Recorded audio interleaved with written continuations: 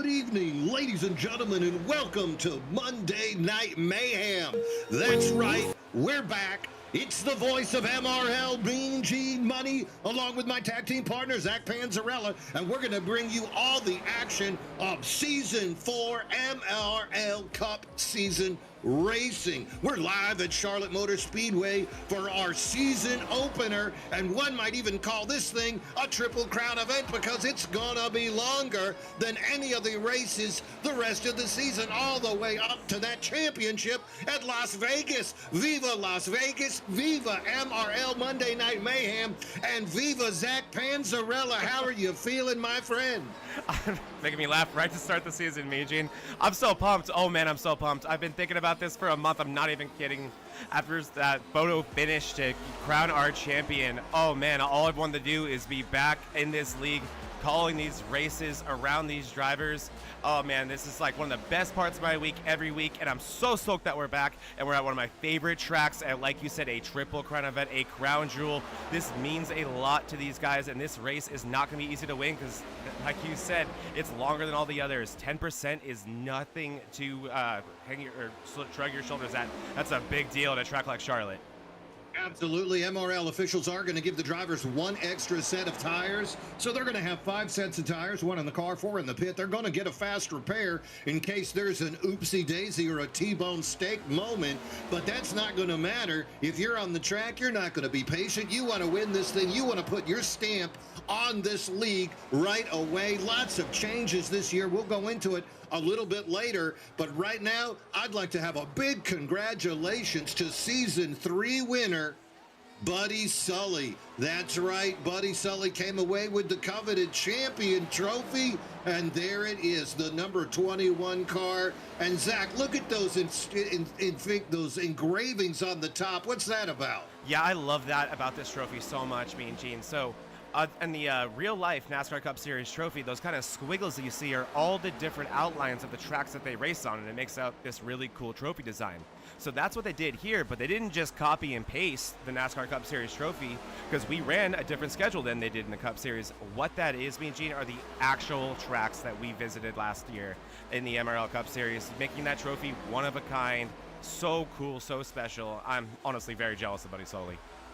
Yep, one of those trophies was at Michigan, and that's where Buddy Sully put his mark on the league, becoming the 3rd champion for Monday Night Mayhem, as he had that exciting photo finish over Jax Duvall. The other 2 drivers in the Final 4 not quite making it, though. Exciting racing there at the end. We're at Charlotte, and I'll tell you what, let's take a closer look at Charlotte. Zach, are you down there in your car ready to show us a little something? I am going to do my best, Mean Gene. Let's get this thing fired up. I am here in my Chevy Camaro, or at least I'm going to try to be for you guys. This track is not as easy as it may look. Hopefully, Dalton Geyer's music, his band, Drolet here, will help me out, Mean Gene. Give me the inspiration I need. So I'm going to talk you guys through a couple laps here at Charlotte. I'm going to be honest with you guys, a little bit, I think, off what race pace will be with how talented this field is today. But it's what I want to do to show you guys without nosing into the wall. And hey, that honestly may still happen. So here's the biggest thing I'm noticing, Mean Gene. It's going to be so crucial, and we talk about this at a lot of tracks, but here really, as you can see, the track looks as hot as it is. It's hot here. It's going to be so crucial to save your tires.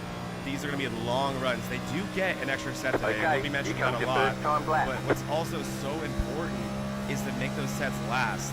And really what you got to do here is try to get to the bottom of the track the best you can and keep that wheel straight and paint that line right there. My seat just went back.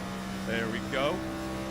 And I'll try to get, so really what it's going to be about here is letting off early, getting down as early as you can, while still keeping the wheel as straight as I can, not wanting to drift up too much. There we go. And also you want to be able to throttle up as early as you can. That first lap, very, very cold tires, very loose. I'm going to go a little bit harder this time. Let's really go for it here. So all the way to the bottom. I love to get all the way to that yellow, or to that blue line. You're going to be seeing the faster guys consistently able to paint that blue line on the bottom of the track, and that's going to be really beneficial for speed and for tire saving. I'll try it here. This corner for me has always been more difficult. Look how badly the car wants to just slide up, especially at exit. It gets so tight. That wall just comes at you so fast. We're going to talk about so many cars slapping that wall on exit. And this outside lane may become an option as we get later in the runs, Mean Gene, because you don't have to do anywhere near as much steering input. And I can tell you, it feels a lot better. I can get around the track a lot quicker. You can see my relative at the top going way down because of the straightaway speed I got exiting there. I'm going to really try to throttle out of here, but taking the long way around the track also costs you quite a bit of time, as you can see there. A lot of different options, Mean Gene, and it's really going to be a mix of trying not to get eaten up by this large field while also not using up your tires too early in the run. Is that what I'm doing right here? That's what you got to do. That's the first time. It took me 4 laps there to really be able to do it. And I'll just do one more set here, one more 3 and 4 for you guys, and see if I can do it. Yeah, you really got to be patient on that throttle, Mean Gene. You really got to let off, give the car time to get down there, and then drive out of the corner, getting on the throttle as early as you can on exit. What did that look like to you? Well, you put in, what, a 30.2. Which probably was terrible, right? How bad was that? 30.153. And that actually, I'm looking at some of the qualifying results right now, and that would have put you at 11. Okay. I'm proud of that, actually. I can be proud of that. You would have started 11, so not a bad. Now, as far as like how fast people were running in practice, a little bit further down. Yeah. A little bit farther down. But hey, I'll tell you what, to put down a burner like that, you got to be happy. You didn't hit the wall too much. No, so, going to be exciting here today. 24, 5, 6, 7, 8, 9. Looks like 30 cars in the field. That's going to be a pretty large field for this opener. A lot of neat paint jobs and a lot of new teams for us to talk about also, right? Yeah, there really are. And what's also really exciting about this season is we're actually keeping track of team standings. So we're going to have a second set of standings to look at every week. And we have 7 teams to start the season off. And I think that number is going to grow. And I know the admins here are very cool to where if it does, they'll probably apply the, already earned points to those teams. So I can see that number growing pretty drastically, especially with a field size like this. So it's all very exciting. I can't wait to watch that battle, Mean Gene. Yeah, 7 teams are going to compete. The way that the officials are going to do it, they're going to just take the average finish of all of the people who participate. So if you got 4 cars, they're just going to add it up and divide by 4. If you only got 1 guy show up this week, then they're only going to take that guy's result. Interesting story. Never an official team, Gulf Coast Racing, never an official Monday Night Mayhem team, but this squad of drivers, they've been together for years on iRacing, actually breaking up. We see that Gulf Coast team, Matt Novella, David Owens, Joe Volpis, these guys always riding together. Now all on different teams. So going to be interesting to see what happens in the moment of truth, especially on a super speedway when your former buddy is now your opponent and he might be in the way. You might have to pull a Sean Walton, he of the front bumper, and just push that guy right out of the way. Qualifying is finished up. We got a little bit of time before they grid up. Looks like Michael Mata, fastest car in practice, is also gonna take the pole. And how about this, Zach? Who is this Daniel Plant Smith gonna take second in qualifying? Who's that guy? Yeah, wow, that's a name I don't recognize. And that's looking at the I rating, it matches that skill level. Impressive debut qualifying effort by Daniel Smith. Behind him, a familiar face, Justin Parham. One of the cars that didn't make our round of 8 last year, but man, was he strong all season. And then that's Joe Volpis in 4th, and Alex Hillman. Awesome qualifying effort, running out our top 5.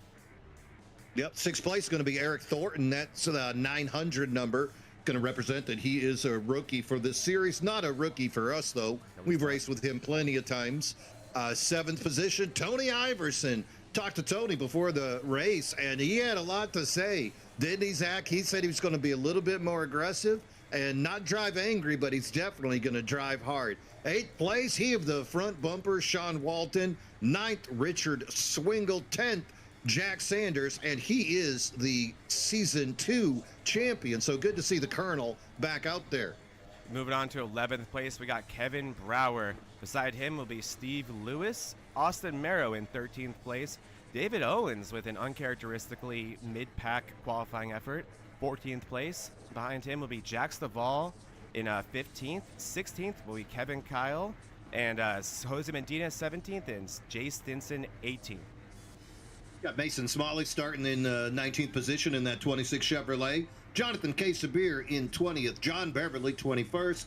Bobby Dodson 22nd. Brandon Guerin starting 23rd. Joseph Amato, he's in that number 19 Chevrolet. He's in 24th. Hunter Hall going to be starting in 25th. And how about these names? These are some Monday night names right here. Colin Bollinger, Andrew Bolander, Matthew Fritz, 29th, Dylan Tibbetts, and Matt Novella. He just jumped teams starting in 30th. Yeah, Matt Novella making his debut for DDI Motorsports. Super stoked to have him on the team I manage and run, and honored to have him, if I'm being honest. That dude is very talented. But man, Mean Gene, let's get it out of our system the best we can right now. But the size of this field, let's go. Yeah, really an opportunity here to see some serious driving. What is going to happen? How are these guys going to do that give and take? Few storylines right now. A big missing person from this is David Cook. One of the final four drivers, David Cook, not racing with us this year. If you're listening, David, come back. Come back, Lassie. We need you, buddy. We're not going green. Other than that, we're about to get some serious racing. They are not going green. I think they were doing a little bit of wiggling there, Zach. Could be the size of this field, Mean Gene, needing an extra lap to really bunch it all up. That does make sense. I don't judge them one bit. So to me, one more time around here before we go green. This will not count towards the laps of the race, I don't believe. So no, you're right about that. And look at these new paint schemes as well. I see some chrome numbers. Everyone's looking good. Michael Mata already doing a pit fake. It's funny, Mata. Oh, man, but this new guy, Daniel Smith, he has come well equipped with a gorgeous paint scheme. I love that Pennzoil scheme.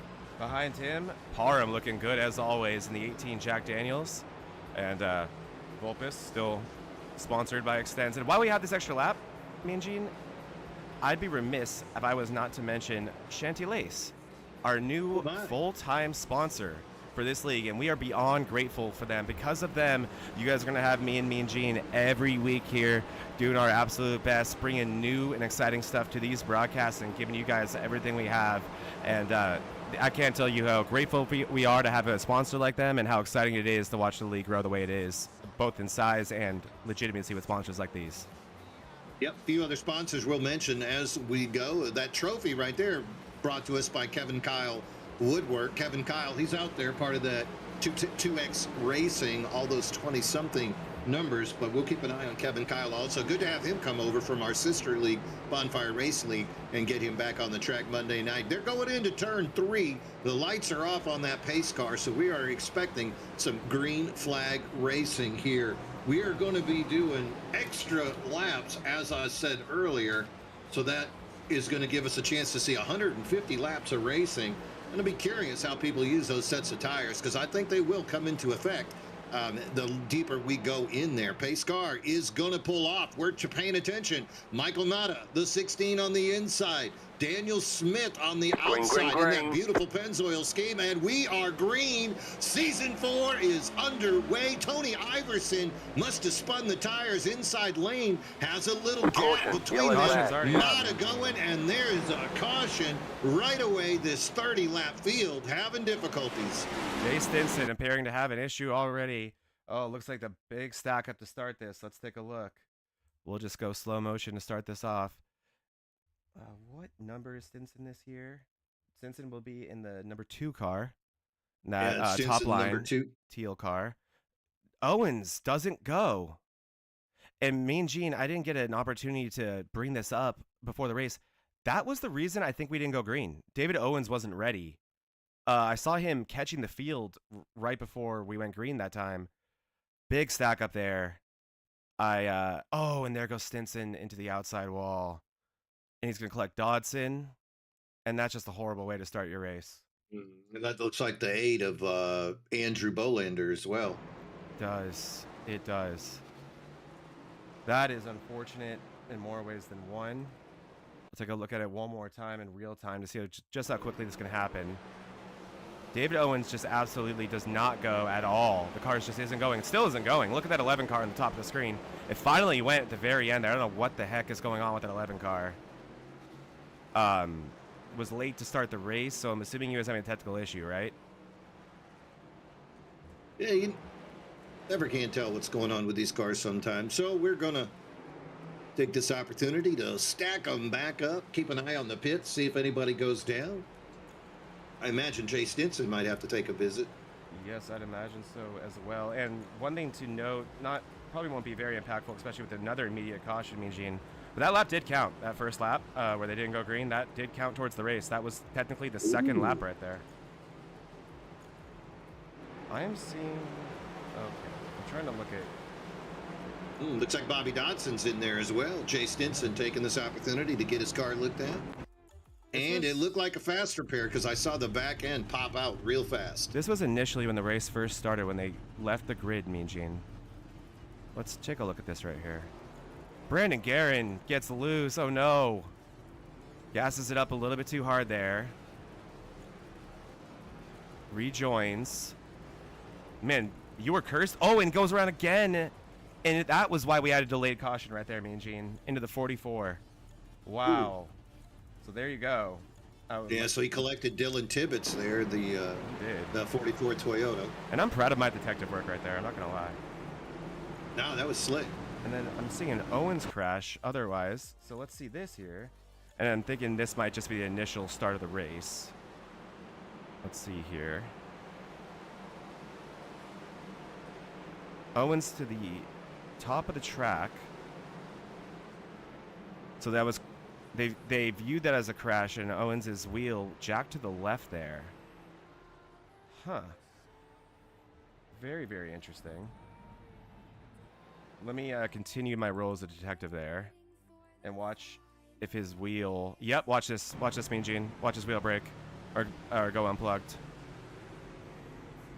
Ooh. So there it is, and then right there.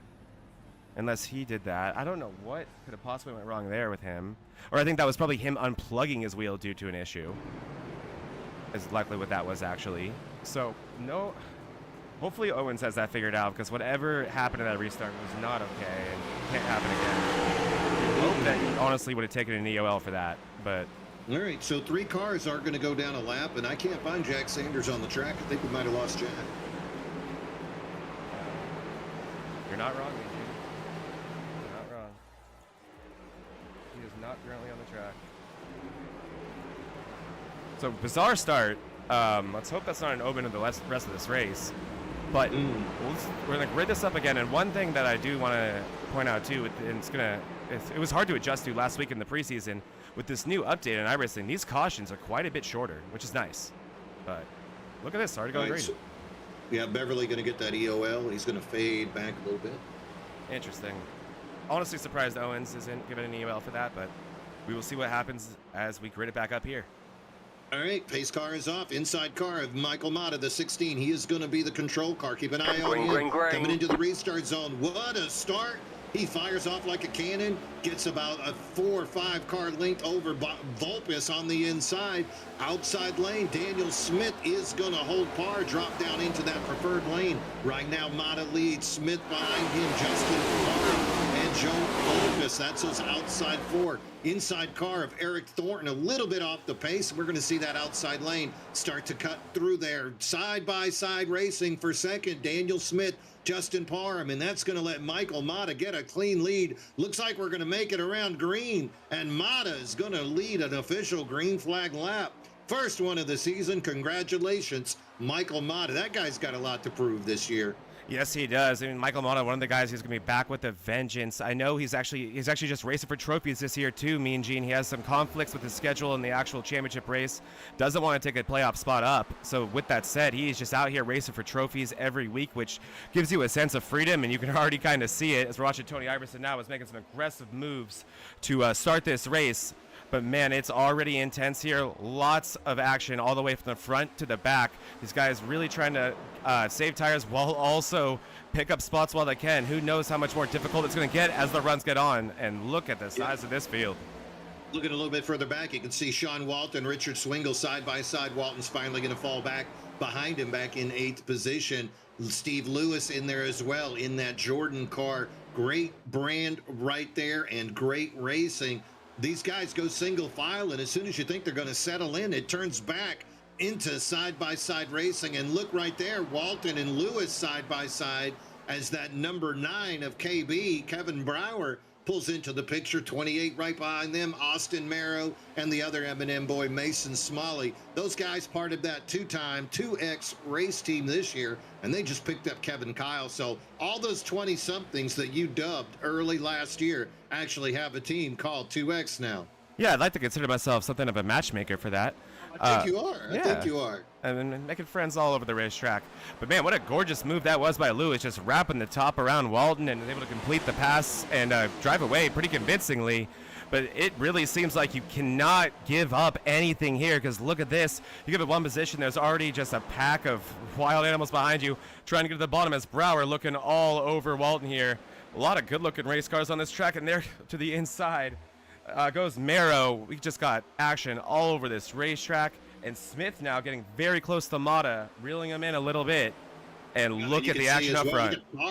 Parham going to go side by side with him as well. So you got Parham and Smith side by side. Here comes Tony Iverson. Joe Volpe is still in that picture. Right behind him, Eric Thornton. So Mata not able to run away even when he had that clean air. And all of a sudden, it's Daniel Smith trying to make that outside momentum work. Mata not going to have it. He'll fade up and put a little block on them as they come across that start-finish line. Michael Mata still in the lead, but right on him, Daniel Smith, Justin Parham, Tony Iverson, Eric Thornton. He's welcoming himself back into this race. Joe Volpe, and there's Alex Hillman, another DDI car. So a lot of these teams starting to make their names heard as we got hard racing. And look at that pass on the outside. Daniel Smith, he had the testicular fortitude to pass on the outside. He's your new leader, and he's going to bring it across that start-finish line. Bonus points for the 31 of Daniel Smith. Yep, and if you look at that lap data we have access to now on the bottom of your screen, you can see that Daniel Smith has actually been faster than Mata for the past 4 laps. He figured something out, and it only took him about 7 laps to start putting down faster laps, but here goes Mata. And I think what this will tell us too, Mean Gene, is how important is that draft. Wow, Mata having a hard time making it stick to the inside there of Smith, having to check up, killing his momentum. Smith able to wrap the top, maintain the lead that time. Let's see what the lap times look like as these guys are evening it out, and Mata not wanting to give it the lead quick. We've seen that from him time and time again. Parham also now the fastest car of these 3. Man, we're going to see a lot of this group of 5, I think, all day, and you can put them all under an umbrella right now. Yeah, you can see Eric Thornton finally did get past Joe Volpe. He's coming behind Tony Iverson now. So 2 wide for the lead, and 2 wide in 3rd and 4th. Those cars wiggle close to each other, but they manage to maintain their speed and their position. Lap 14 as they come across that start-finish line, heading heavy into that first turn. Oh, Volpe gets a little bit loose. These guys are racing hard in this lead group. There's 9 in that lead group. Steve Lewis bringing up the back, and then there's a little 1.5 second cutoff to that next group. So these top 9, though, they're not afraid to wear out their tires now, are they? No, they are not. And just look how intense this is on the onboard with Eric Thornton. There's such little room, and he's dealing with so much dirty air. I mean, Gene, there's nowhere in front of him where he can go to find clean air. You can see even there, he's so desperate for it. He's like, maybe the middle, maybe this will work. I don't blame him. But what I'm also noticing about Thornton, he's doing an exceptional job of saving his tires. He is already up spot from where he started, and he is really not having any trouble staying with this field and also running the lines that he seems like he wants to. I'm looking for Thornton to continue to move up through this field as this run goes on, but gosh, this is intense. Let's move over to Iverson now and see what it's like from that cockpit. Look at this, and look how close it is and how little room there is for Eric, especially on entry. As you see, he's going to let the 31 drive it in a little bit deeper than him and try to get him on the exit of this corner, and let's see if he can get a run through this backstretch.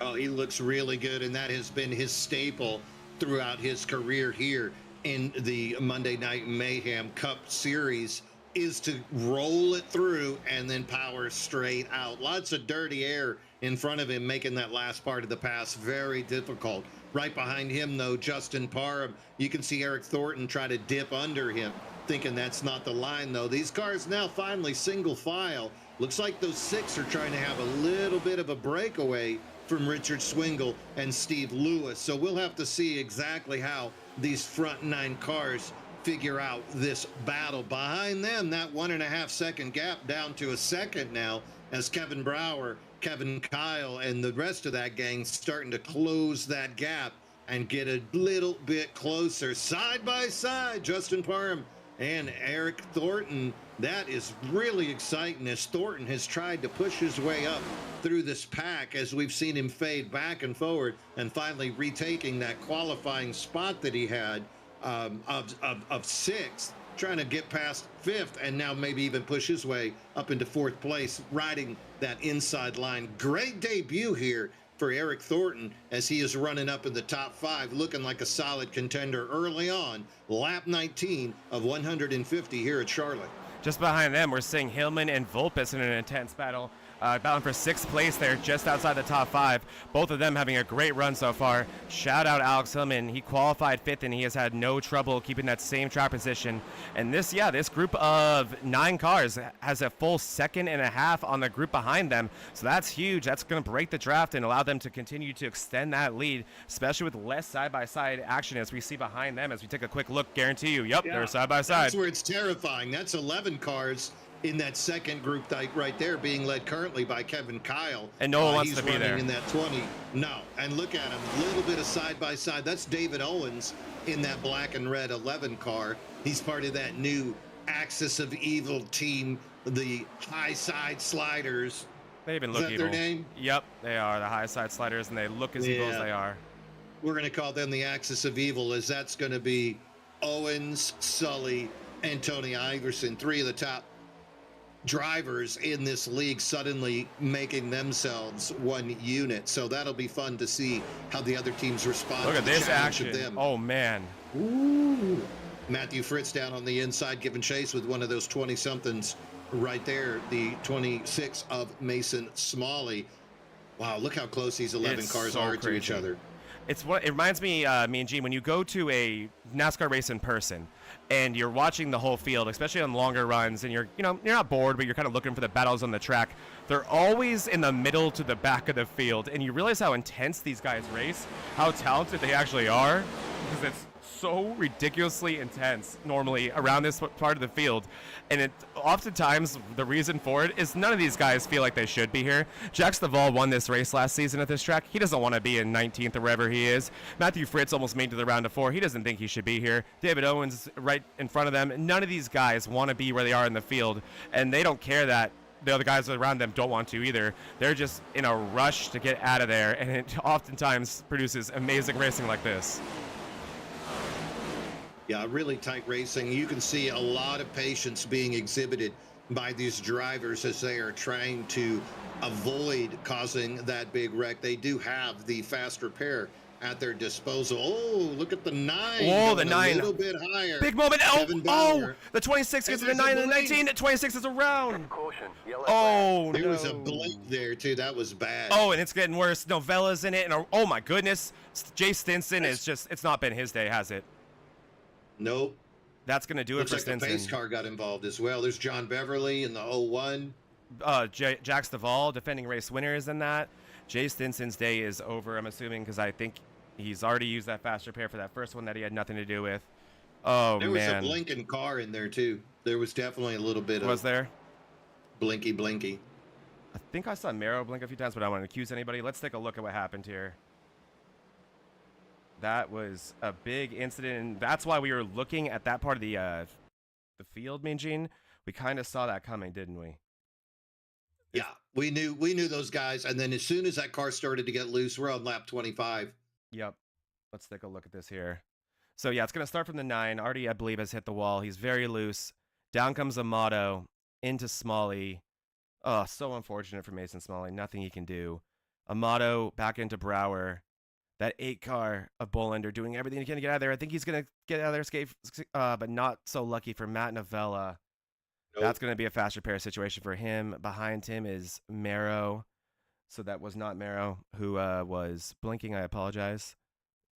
And here comes the 44. Too hot in the scene. Way too hot in the scene.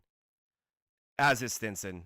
Stinson. Look at people coming in wide open. Wow. They don't care. They don't care. Mean Gene, you know what that is?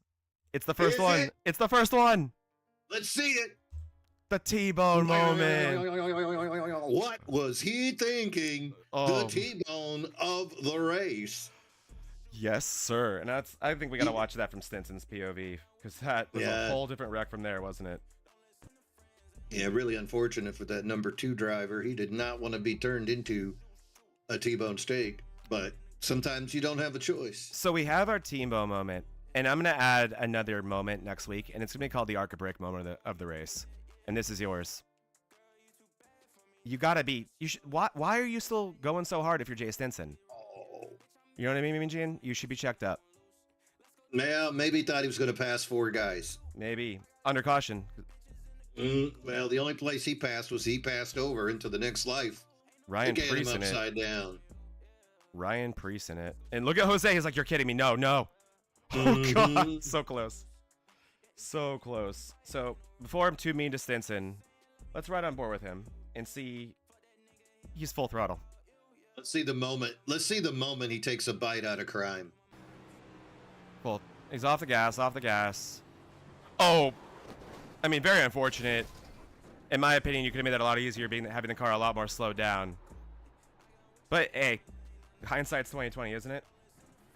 Yeah, absolutely. And after that wreck, looks like Jay Stinson has pulled it behind the wall. Yep. He is our first T-bone moment award winner, and he is the second car after Jack Sanders to take it behind the wall. Yes, sir. And for winning that award, we send you a steak that we buy at Walmart, and we just ship it, just priority mail. Jack is back. Jack's got his car back on the track. Oh, does he? Yeah, I think it was just a temporary disconnect. All right. Good to see. Good to see the Colonel here. So that's going to be a fast repair for Novella. Oh, no, looks like Novella may have called it a day. That's a shame. Oh, he was in that first one. So a lot of cars that were in that wreck, Mean Gene, were a lot of the same ones that were in that pile-up to start the race. That's unfortunate.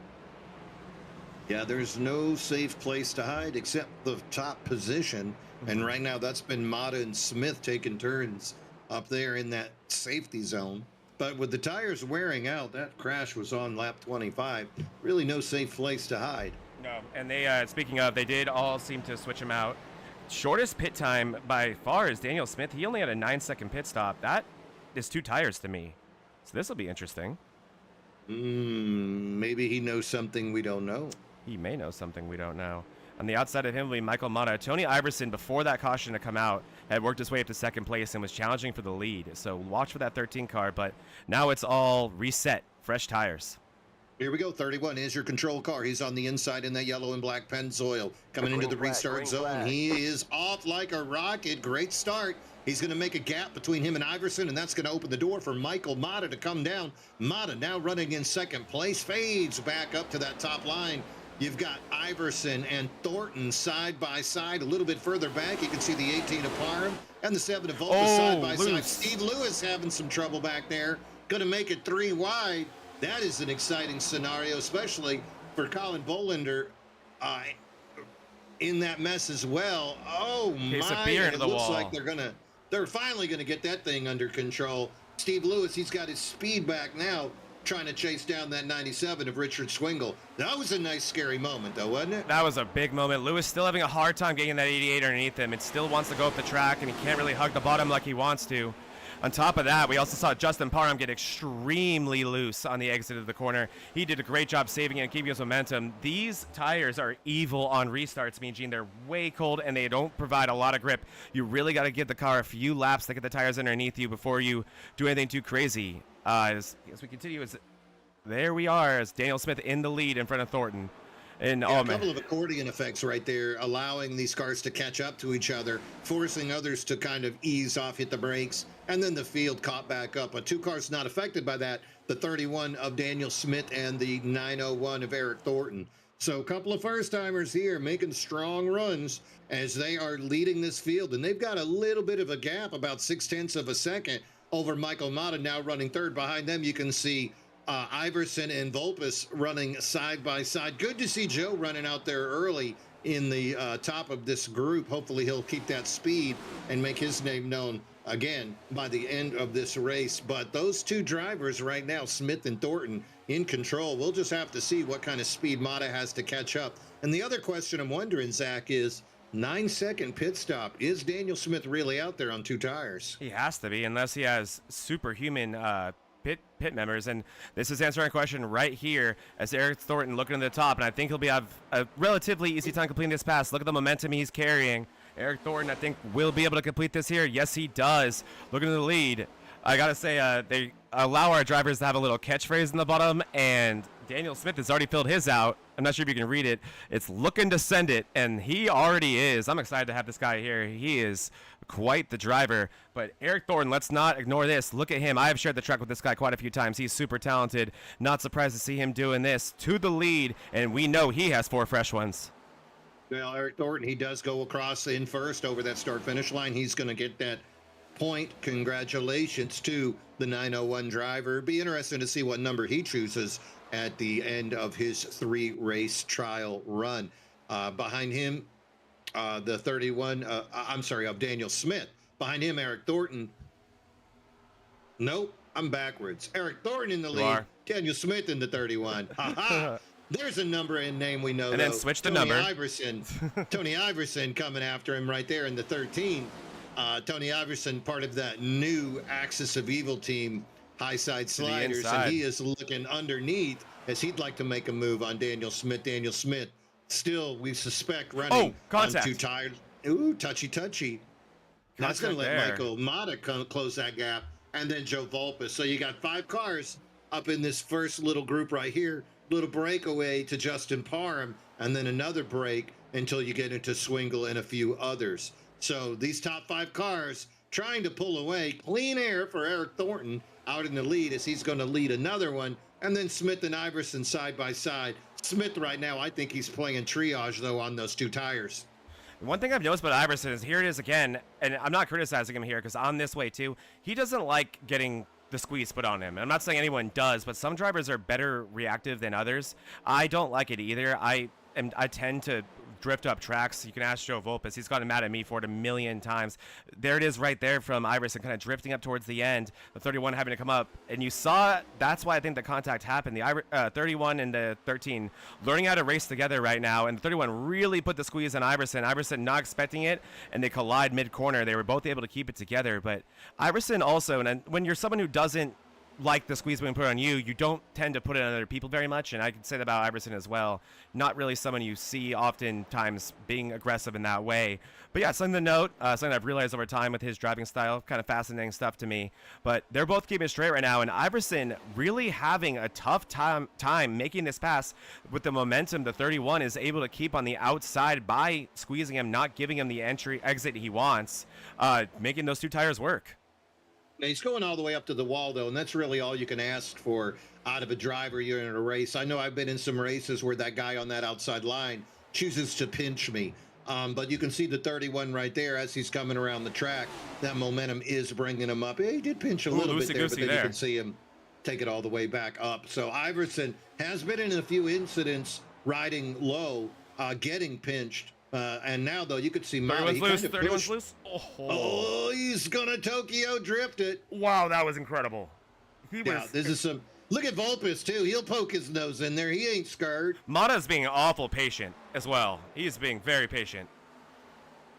Well, I think Mata has to be. You know, Mata in that last race last year, he got into the rear end of David Cook 2-3 times, almost wrecking, and then finally having that wreck there at the end. So I think Mata knows that he's got to wait for his moment, and he knows his nose is not the way to pass a guy at 180 miles an hour. So definitely taking the experience of last year that he gained on Michigan and applying it here at Charlotte. Plus, this is a very long race, and we're only 39 laps into this. Long way to go.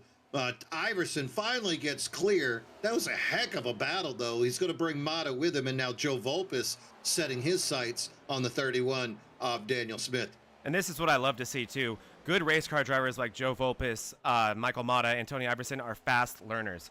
Tony Iverson realized right away, all right, bottom's not going to work on those 2 even with those 2 tires. I'm going straight to the top. It took him a corner and a half to complete that pass on the top on Smith. And then right after that, What did Michael Mata do? He got to watch that whole thing not work for Iverson during that, and then also, first of all, not have to use his tires at all. Just be in the catbird seat, waiting for him to complete that move and use up his tires. And what did Mata do? Immediately go to the top, complete the pass with ease, and that's what Vulpes is looking to do right away. Look how uninterested he is on the bottom of the racetrack. He knows the place to pass the 31 to Smith is the top. That's where you can keep the momentum, and that's where you can really make him pay for that two-tire decision. Speaking of interesting, go back to the 8th position and check a look at Richard Swingle and that party right there. Kevin Kyle and Justin Parham a little bit ahead of that hot mess. But you can see, good eye. There it is. And that's Alex Hillman. That is Alex Hillman into the wall hard. Likely going to be a faster pair for the 08 of Hillman. That will be an interesting one. Not a ton of room there. A lot of things happening at once. Hillman oftentimes having struggles navigating situations like that, if I'm being honest. And I'm allowed to criticize him because he's on my team, right? I pay his bills.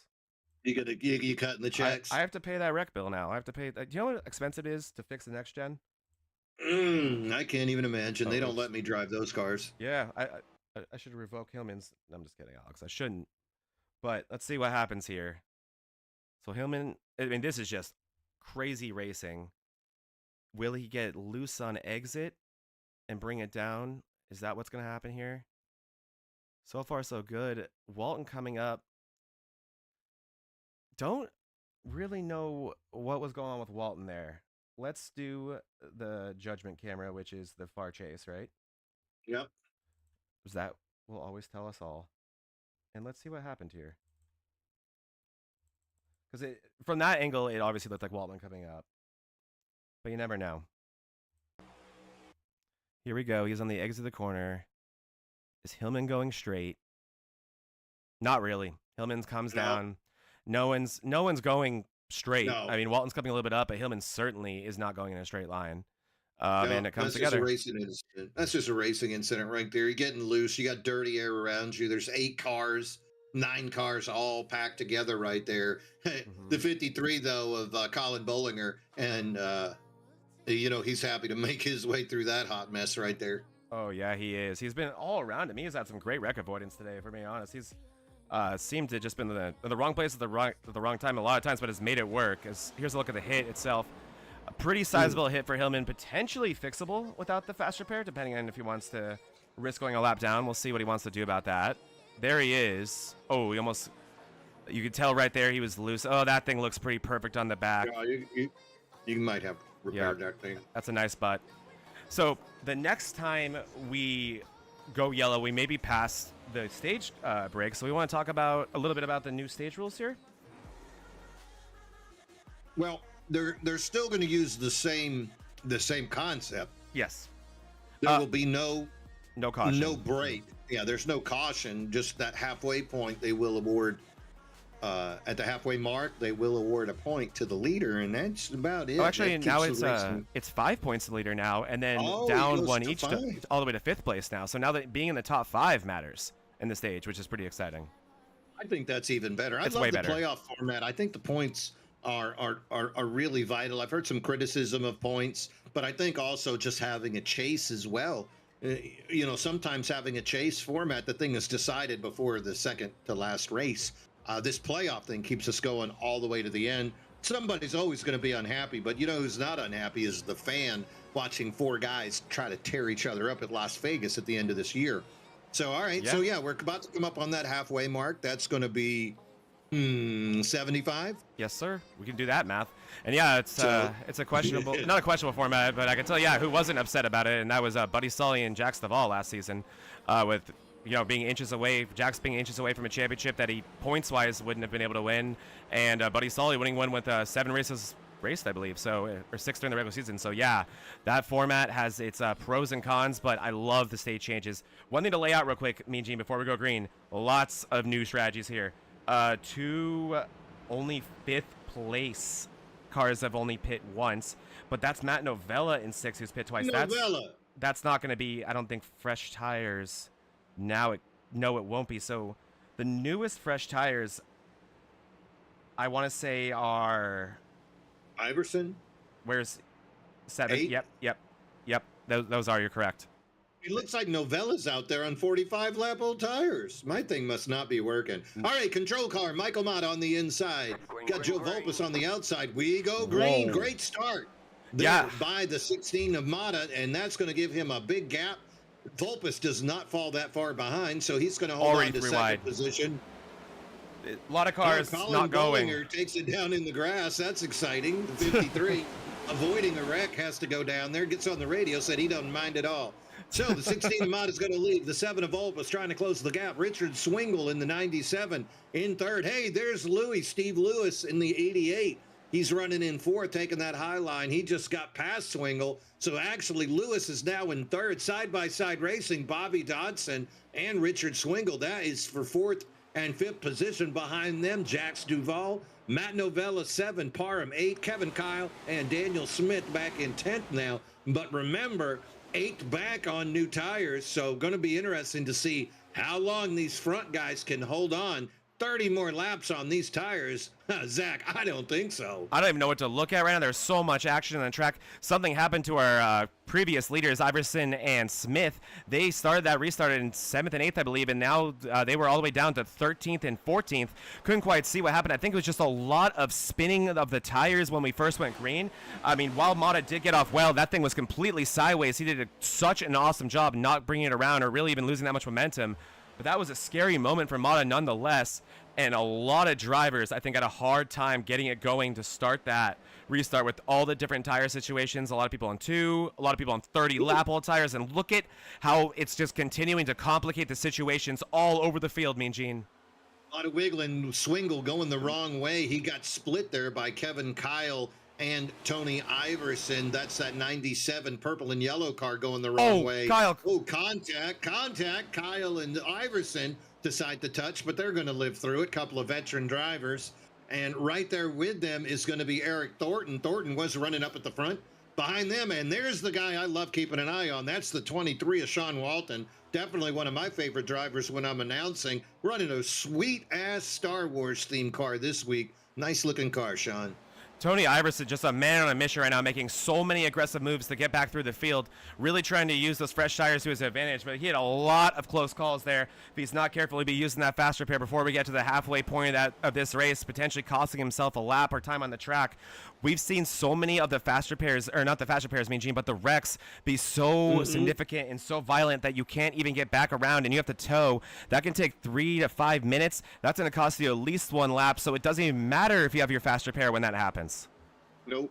That was that big wreck we saw back on lap 43, third caution of the day, eating up so many of the drivers. Speaking of eating up, these tires getting eaten up. And the first guy we see going backwards is Richard Swingle. He's 26 laps into those tires. He did start up there with that group in 9th place, already falling back to 15th. So tire attrition is a reality, and I think we're going to see more and more of it. But those front guys right now, top 6, doing their best to hold on. But Eric Thornton, he's on 9 lap old tires. He's the leader of the fresh tire group in that 901. He's already looking forward, trying to make short work of the teams in front of him. Seeing some awesome recoveries from some of our drivers as well right now. Jax Duvall back, finding himself in the top 10, nearly in the top 5 in 6th place, battling Dodson. Great job by him, as well as Matt Novella in 8th place. A lot of these guys ran into early trouble. Some of them has been in numerous accidents, but still having enough race car underneath them to be up here, and also having enough guts to do this without a fast repair when a lot of the guys around them still have one. So props to them. Want to shout all them out, as this racing up here is very, very intense, and these guys do not have a fast repair to lean back on. Well, a lot of action on the track right there. Sean Walton, he's putting his front bumper to Kevin Kyle, giving him a little bit of a push, and he's going to try to catch up to that group of Lewis that you're watching right there. That is a hot mess of cars right there, all packed up. That's something to keep an eye on right there. That 23 who just tapped the wall behind the 20. Those guys love to rub on each other, and at 180 miles an hour, that can make for an interesting day. Absolutely. Top 6 cars, though, still going. Lewis, though, he is on those older tires. He might be going the wrong direction, Zach. Yeah, he's having a hard time maintaining his line. He's having a hard time even running it's not the bottom. He's running pretty much a line above it. He's in what you call no man's land, and that's not what you want to be doing, as we have a battle for the lead as well right now. Look at Eric Thornton. This guy just will not be denied. Back up front, battling Michael Mata. I believe these guys are on no, they're on different tire situations. Eric Yeah, Thornton with Thornton. far fresher tires. He cut through the track the fastest. Eric Thornton running, he's got 18 lap fresher tires than the others, and he took advantage to get back up into the lead. Looks like Steve Lewis back there finally getting that thing under control, running that outside lane. But up front again, Thornton taking that advantage over Michael Mata. Mata's on those older tires. The next guy on fresh tires is going to be Tony Iverson running back in 7th. But Thornton just did an amazing job of cutting through traffic a whole lot quicker. Oh, Louis, you got to get that thing under control. Parham trying to go under him and get away from that. And there's Kevin Kyle in the 20 on the outside behind Lewis, and that's the 23 of Sean Walton on the inside. Parham, he's driven with Walton before. He knows that his rear end has a big red target on the back of it if Walton gets too close. It was an aggressive move by Iverson that put Lewis in the wall, kind of drove him up to the wall, not into it, but kind of guided him into there. Iverson doing a good job now getting to the field, but not making friends along the way. He's got to be a little bit careful, but he's doing a really good job, and he's pretty much to the point where all that's in front of him are cars with far older tires than him. So I think we'll find him in the top 3 pretty soon, as he's got that 13 car on rails now, hugging the bottom, going where none of these guys with old tires can. And that's got to be part of your mentality also. If you're Tony Iverson, you know you're on fresher tires and you can make moves other guys can't. They need to get out of your way, and if they don't and you rub them a little bit, well, that's just racing. And that's what Tony Iverson has to think, especially if he's on the inside. He's not hitting your bumper. He's just doing a little bit of door contact. Nobody's going to wreck, but it is going to take you up the track. And besides, look at Louis. He's been riding out there now. I guess that was just where he wanted to be in the first place. You can see Walton and Colin Bollinger going underneath them. Good to see Colin Bollinger out there. Colin is a Wednesday night veteran. He ran part-time last year. Hopefully we'll have him full-time on Mondays this year. He's in that 53 car chasing down that 23 of Sean Walton you're watching on your screen. 53 finally makes that pass, and he's going to get past Steve Lewis. Andrew Bolander in the 8, that M&M car now looking at Lewis next as he's trying to sneak by and take advantage of Louis on those older tires. So Louis the next guy falling backwards that has those older tires of the group of 9 that tried to make it on that older tire strategy. But Eric Thornton now with a great lead over Mata. Mata still holding on very well. You can see Mata Duval and Bobby Dodson and Novella on those older tires. But now Tony Iverson, 6th place, starting to set his eyes on these fellas. And I bet he's going to start clicking them off one by one. Parham, though, doing a good job in front of him. And yeah, Walton going low. Whoa. This is a dangerous move. Through Walton the grass. Going to take him 3 wide. What is he thinking? Wow. Star Wars on Star Wars violence, side by side goes the 23 and the 13. Walton doing an ultra aggressive move to get even there in the first place. As let's just go 3 black and red cars, 3 wide, going to 3 and 4. Parham wanting nothing to do with it, bailing out. Walton not having the angle, drifting up the track. Iverson giving him the room that he doesn't want to but has to.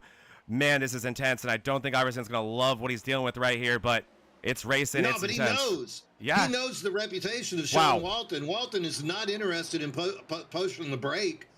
You know, he puts his car in there and he goes fast. He's racing. You know, I want to go fast. It's absolutely the mantra of this guy. Well, I would imagine Iverson's got to be a little discombobulated with Sean Walton here chasing him down. The 18 of Justin Parham as well, a veteran driver with a lot of speed. Bobby Dodson just trying to ride this tornado of terror riding behind him right now. Coming behind him. It's oh, man. I do not envy Bobby Dodson right now, looking at his rear view mirror and thinking, oh, God, I don't want to be part of this, but too bad, buddy. Now you are. Tony Iverson made it a really aggressive move to clear Walton and just get out of him. But look at this. What do you know? Walton back to his outside, and this is starting to look like some pack racing out here. The draft's starting to play a role as, wow, look at Walton saying, Dodson, get out of my way. I want that lane. 3 wide again. This is just incredibly intense. He gets into Iverson. Iverson through the grass now to the bottom. Does a great job saving it, but oh my goodness, this is getting testy. Look at the 8 of Bolander on the outside of Bolander on the outside in that M&M car. Look up ahead a little bit. You can see Mata now side by side with Duval as these 2 guys on older tires fighting for the 2nd place. They've allowed Eric Thornton to get a 3-second lead. 2nd and 3rd, though, battling Jax Duval, Michael Mata. Mata wanted to be in those final 4, barely missed it. Duval split second away from being your champion. So there's a lot of speed up there. And behind them is the new DDI driver, Matt Novella. He turns tragedy into an amazing run. Oh, and look at the back right there. Duval gets into the back of Mata, almost spins him. Both cars off pace. That lets Matt Novella come into the picture. Novella, Duval side by side. What a recovery, but Duval almost drove a hole through Michael Mata at that moment. Yeah, good recovery for sure. Look at that, not losing too much momentum, still catching back up to Mata. Looking to the inside now. He's going to try to make it work this time. There is action everywhere you look in this track. Nobody wants to wait. We're getting close, and Mata again gets into Duval. Mata just completely stalled out on exit there. I don't know what happened. That was interesting. Now here comes Novella trying to take advantage of the situation, trying to be careful at the same time. These two are not having an easy time negotiating this position. I imagine they're having an interesting conversation with each other at the same time. Lots of you sons of bitches are probably being exchanged between these two drivers. Jax Duval, he's a gentleman off the track, but you get him on the track sometimes, he can get a little bit excited. Who am I kidding? He's Florida, man. You don't want to screw with that guy. And right now, he's got to be regretting last year too, Zach. He played the gentleman. That let Buddy Sully win. So there's got to be a part of you. You're Jax Duval thinking, this is my track. I won here last year, and I was nice last time. Somebody else's turn to be nice. Yeah, well, I mean, it was kind of uncharacteristic of Jax to do that. Like, I mean, I don't want to say to not do what he did, but Jax. Justin Parham. You asked Parham what Jax Duval can do on a track. Oh yeah, I mean, yeah, we just a couple weeks before that, he definitely found out the hard way, didn't he? But Jax Duval. He took him straight to the floor. Novella and Mata nearly getting together. I think they may have, and that may have been what sent Mata down the track. Sean Walton is making great forward progress as he's now caught this group. I want to also point out as well, Daniel Smith, all the way back in 17th now. He's mid-pack, has not been able to get through the field the same way these guys have. He has pit twice, so I think those tires are somewhat new. Maybe still in those two, didn't come under that last caution, so I think, wow, Novella gets loose on the exit there, nearly into Mata, and now we're going to be 3 wide, it looks like, with Walton there, Iverson towards the back of this field. There's so much comers and goers and so much intensity right now, and these tires are really not playing as extreme of a role as I thought they would, Mean Gene, because even with ancient tires you can still at least fight. You're not just a sitting duck, and that is making all this action happen. Well, they're 27 laps into the tires now, so I would imagine at this point they're slick as well. Look at Iverson on the inside of Walton, going to make it 3 wide with Novella. Iverson is going to continue to push that thing, and sure enough, 3 wide. Got to wonder. Oh, no, and Mata. He called it. He called it. I heard him on the radio call that he was going to pit at that point. And he wasn't changing his mind no matter what was going on. No, he couldn't. He would have died. Oh, look at the driving. Novella holding on. 53 of Bolander looking under him. This is some hella racing. This track is so awesome. Guys, and they're just keeping it going forward. I mean, right now, nobody exemplifying that better, in my opinion, as far as cutting through the pack than that 23 is Sean Walton. He has had some amazing moments, but he's not hit his bumper on anybody. Oh, contact. Novella and Parham get together when Novella tries to go down into the pits. Oh, man, big moment there. Where is Novella now? Here he is. Made his way into the pits. He's going to make it. We'll see if there's any He's penalties going to make it there. into the pit. Maybe trying to stretch it to the end of the stage. We got 3 to go left in the stage. Pretty obvious who's going to win it. Man, listen how quiet it is around the 901 of Eric Thornton. He's going to pit. Eric Thornton brings it into the pits. Not interested in the stage points. So this will hand over the lead to Kevin Brower. Will he pit? Can any of these guys make it? Or all these guys going to have to come in before the stage? This is fascinating. It's going to be our boy, Sean Walton. I smell it. I smell a stage point for the 23 Star Wars car.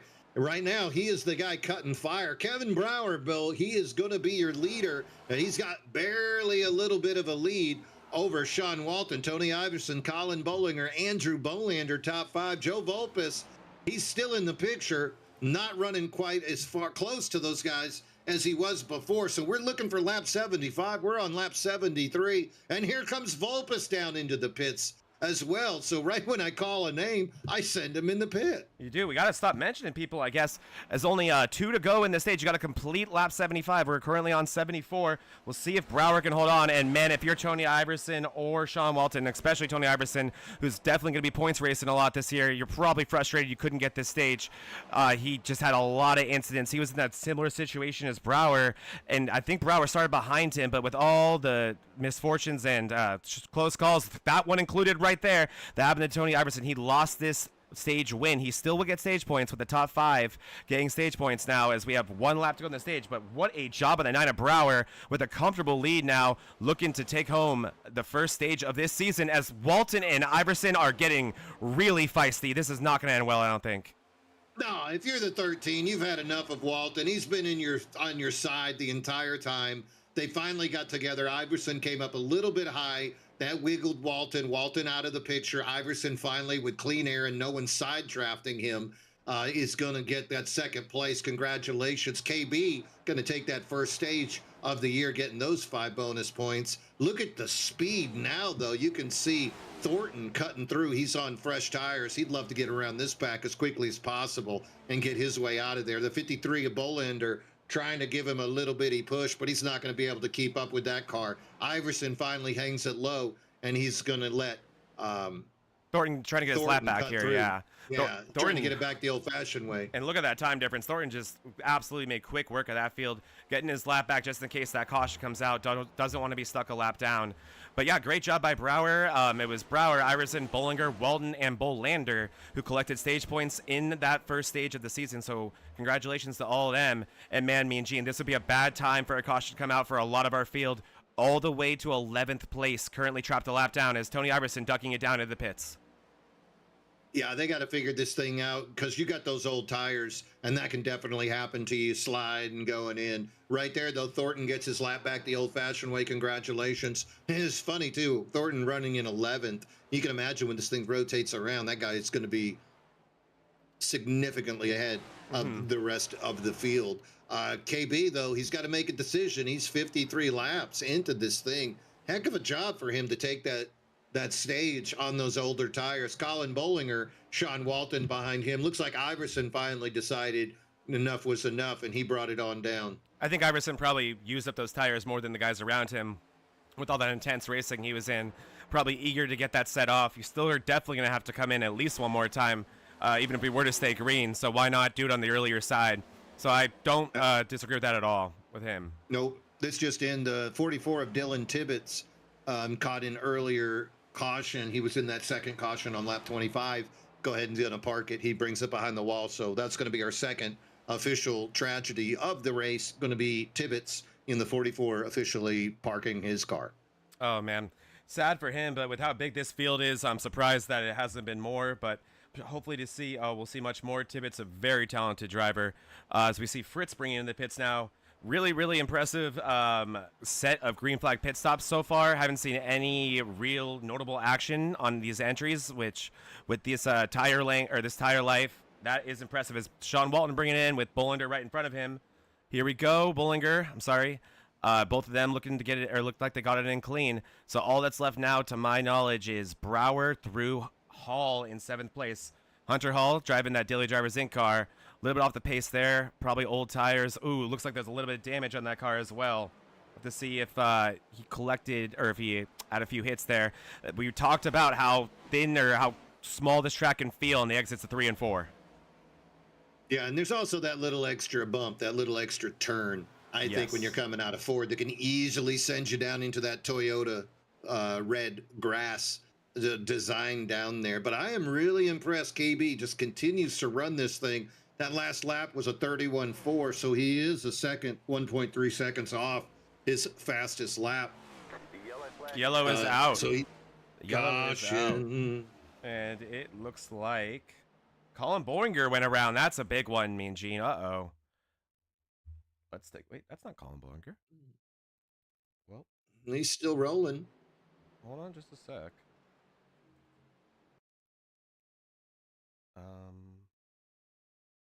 iRacing doesn't even seem to know what happened, does it? So that's Bollinger pitting. That was routine. I don't know, Mean Gene. I don't know. Mm. Yeah, very interesting, huh? Nonetheless, that's a big deal. Let's see if it's Yeah, exiting. right. Is it exiting pit lane here? Did he? Yep. Oh no, he gets on it a little bit too hard, exiting the pits. That, I mean, I wasn't kidding when I told you guys during Zach on track that I really didn't want to do that. It's so easy to do. No judgment here for me whatsoever. There he is, just a little bit around. Honestly, oh, right in front of Sean Walton. Kind of Well, surprised Sean, that was a caution. Sean knows how to use his front bumper, so you don't want to be in front of him. Yes, sir. But yeah, surprised that was a caution, huh?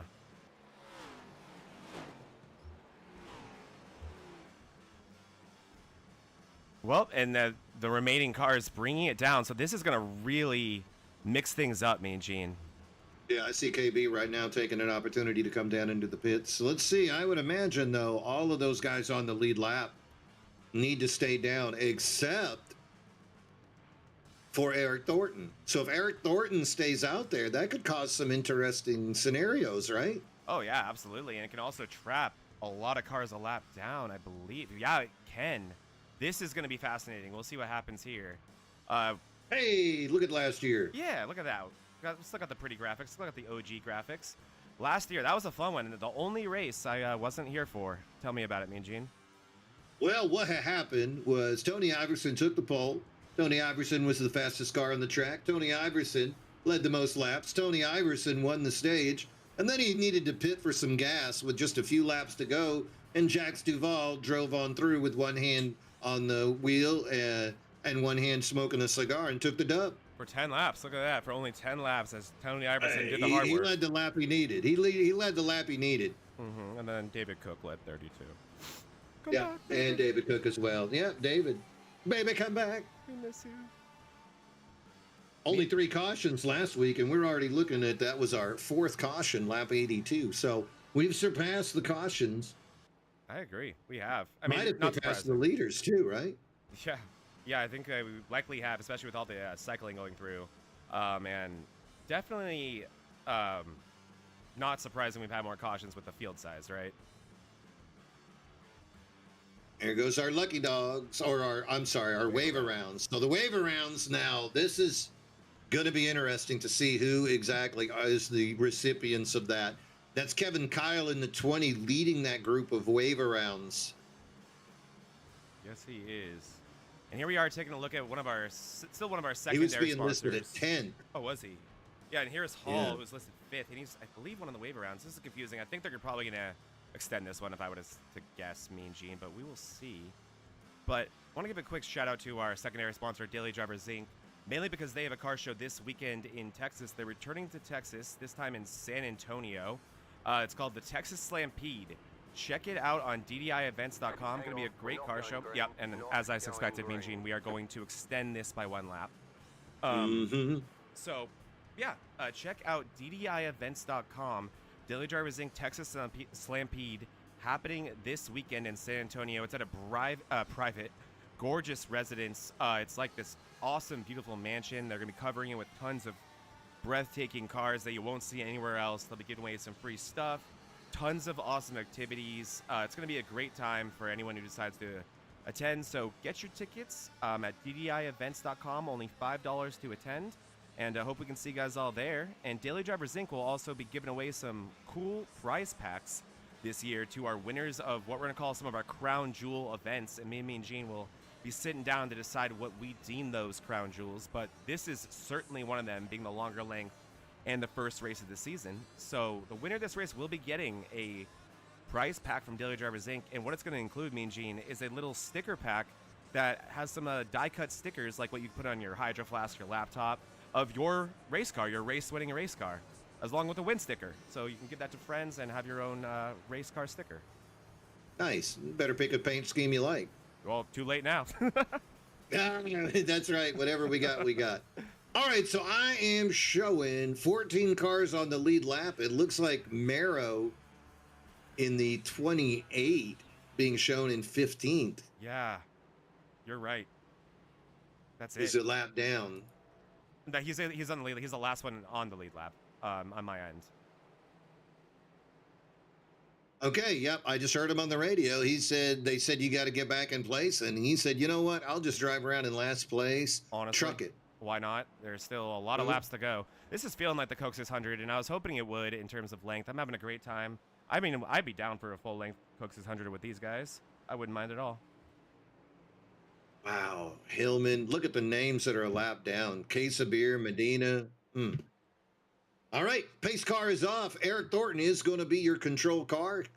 He is on the inside, coming into the restart. Good jump over Andrew Bolander in the M&M. KB on the inside, trying to go with him, but the 8 recovers. 8's going to take that preferred line away. Daniel Smith back up into the 3rd place. That's that 31 Pennzoil car, side by side with Kevin Brower. That's your top 4. Behind them, side by side. Whoa. Loose cars. Hunter Hall loose. Good save by Hall. Keeps it straight. That was a massive moment.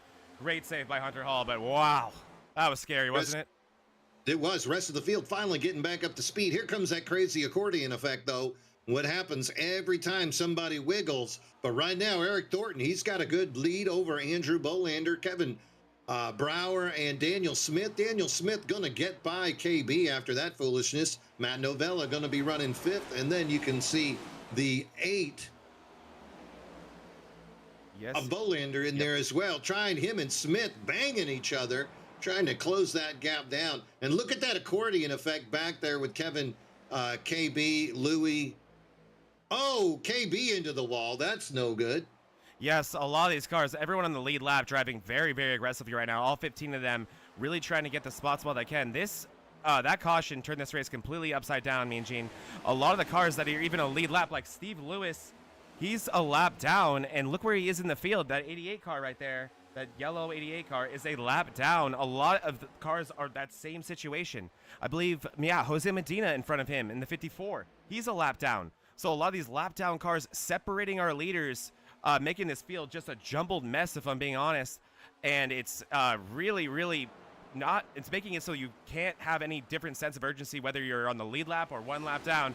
And that's why you're seeing all this intense battling all across the field. But glad we made it through those first few. Survival mode. It gets to be in survival mode at this point. Yeah, absolutely you do.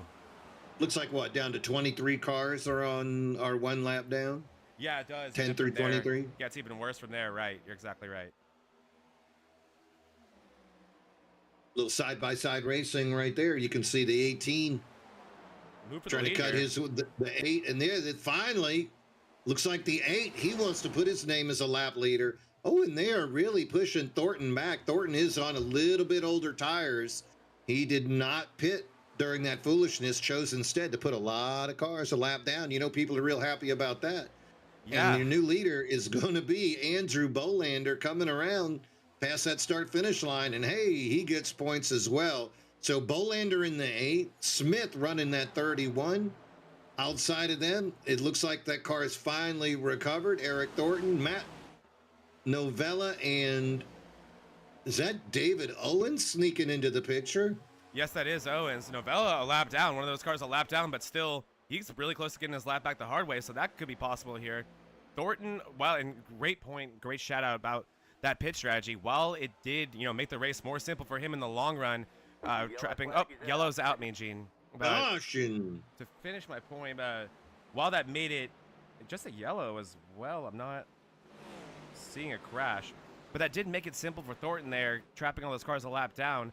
Doesn't necessarily work out for him once they start getting going. As you could see, those 11 lap fresher tires really did matter there. I'd assume Thornton will pit here, and the guys who pit after him will probably stay out now to keep those cars trapped a lap down, which I'm sure everyone would like to do in that top 18. And I don't know why that caution came out.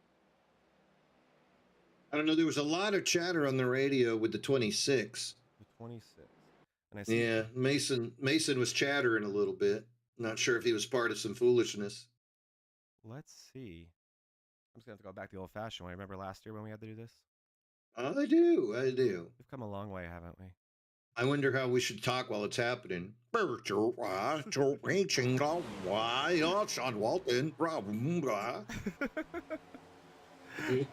I'm assuming this is where, look at Vulpes in the 07. That's who mine was highlighting. So maybe it's going to be Vulpes. Oh, there goes Quesabir at the bottom.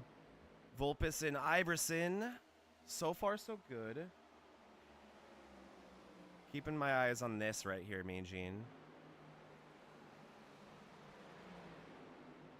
I don't see anything. And there's the caution. Well, that's how she goes. Was David Owens up to some tomfoolery? I'm just kidding.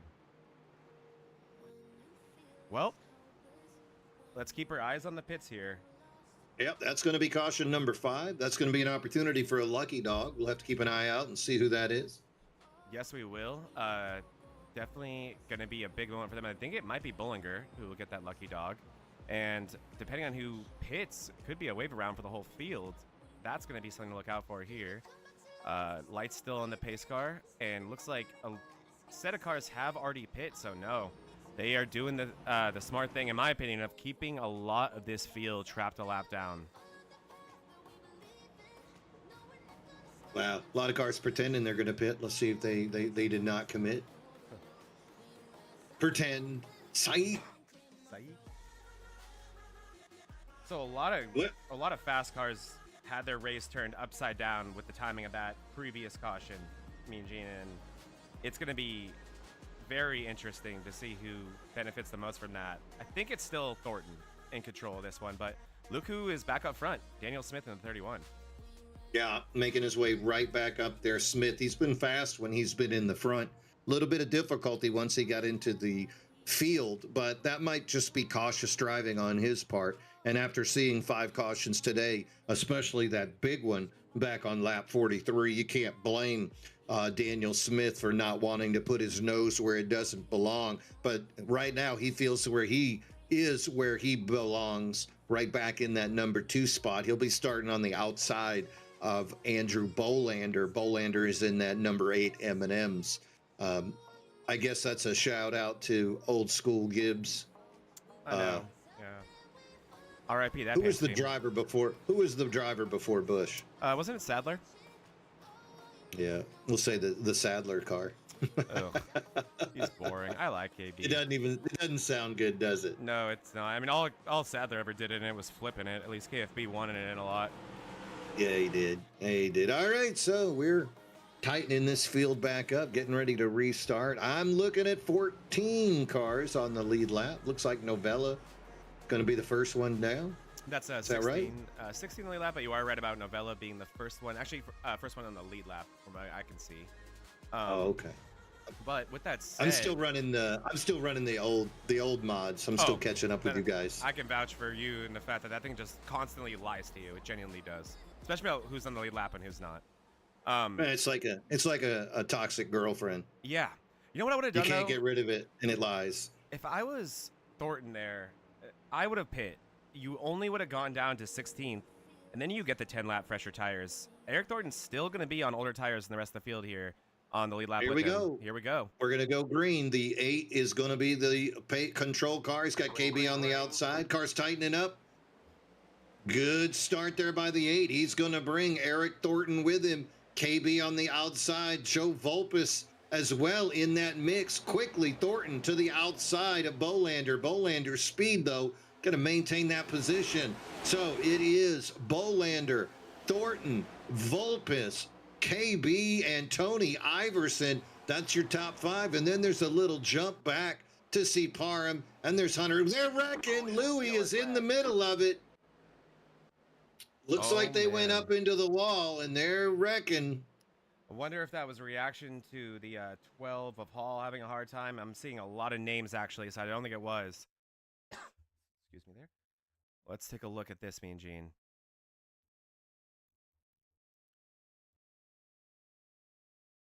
Yeah, okay, so let's look at what happens with the 11 there of David Owens. He's that middle car, and look at Owens just go straight up, smashes into the 53 of Bolander. Lewis nowhere to go. The 57 nowhere to go. What happened with Owens and there, Hunter? Gene? Owens, I'm listening on the radio. Owens said his pedals got stuck and he was just wide open. Oh, and then Swingle as well gets in there and gets a whack. So now we've seen Owens's car not go and then refuse to not go twice. So interesting day for the hardware. Yeah. Of David Owens. At this point, in my opinion, you park it.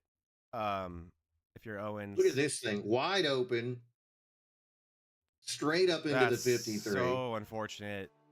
Collects everybody, takes the 57 with him Oh, as and well. Hillman nowhere to go. Hillman into it. Garen into it. That's Garen is right in the 57. Yeah. Garen, and then Swingle nowhere to go. That Owens, it's not his fault, obviously. He's not the one. He doesn't want his hardware to break, but that is both times it's happened. It's caused a lot of drivers damage. I don't know why Swingle's still going. Ooh, and then you can see Swingle whack Garen right there. Second one and of the day, me and Parham. Gene. Are you ready for it? Second one of the day. Oh. Boom. Let's do it. What the hell was he thinking? T-bone of the race. I love our new graphics. Well, that was an interesting one indeed. That just happened. And Novella, actually, let's go back real quick. I think a Novella may have been in that as well. Was he late to the scene and got collected? Let's see here. Oh, man. Tried his best to avoid Oh, it. no, save it. Don't hit it. I think he'll be okay. He'll be okay. I think you're right. Hillman just spinning them tires. Like, come on, man. Exactly. Here we All go right, light's again. still on the pace car, so we're in good shape. Yeah, we are. Look at us. And yeah, once again, Thornton electing not to pit. They're going to obviously keep these cars a lap down. We're going to add another one to the lucky dog count. I believe it'll be Bollinger this time. Owens into the pits. Novella gains some damage fixed. Quite a few cars go in to get some damage fixed that were in that incident. Believe a lot of them are a lap down. Well, if they weren't a lap down before, they are now. They likely will be now. You're not kidding. All right. So we're going to let this thing rotate around, try to figure out who's on the lead lap and who is a lap down. You know, that 16 of Michael Mata, we haven't talked about him in a minute. He's still lurking. Yeah, he is. Mata really, really strong to start this race, so definitely going to have to look out for him as this progresses and as we get closer to the end. Michael Mata on the lead lap, looking at his tires. Michael Mata just pit, me and Gene, and it was for 15 seconds, which lines up with 4 tires, so yeah, look out for that 16.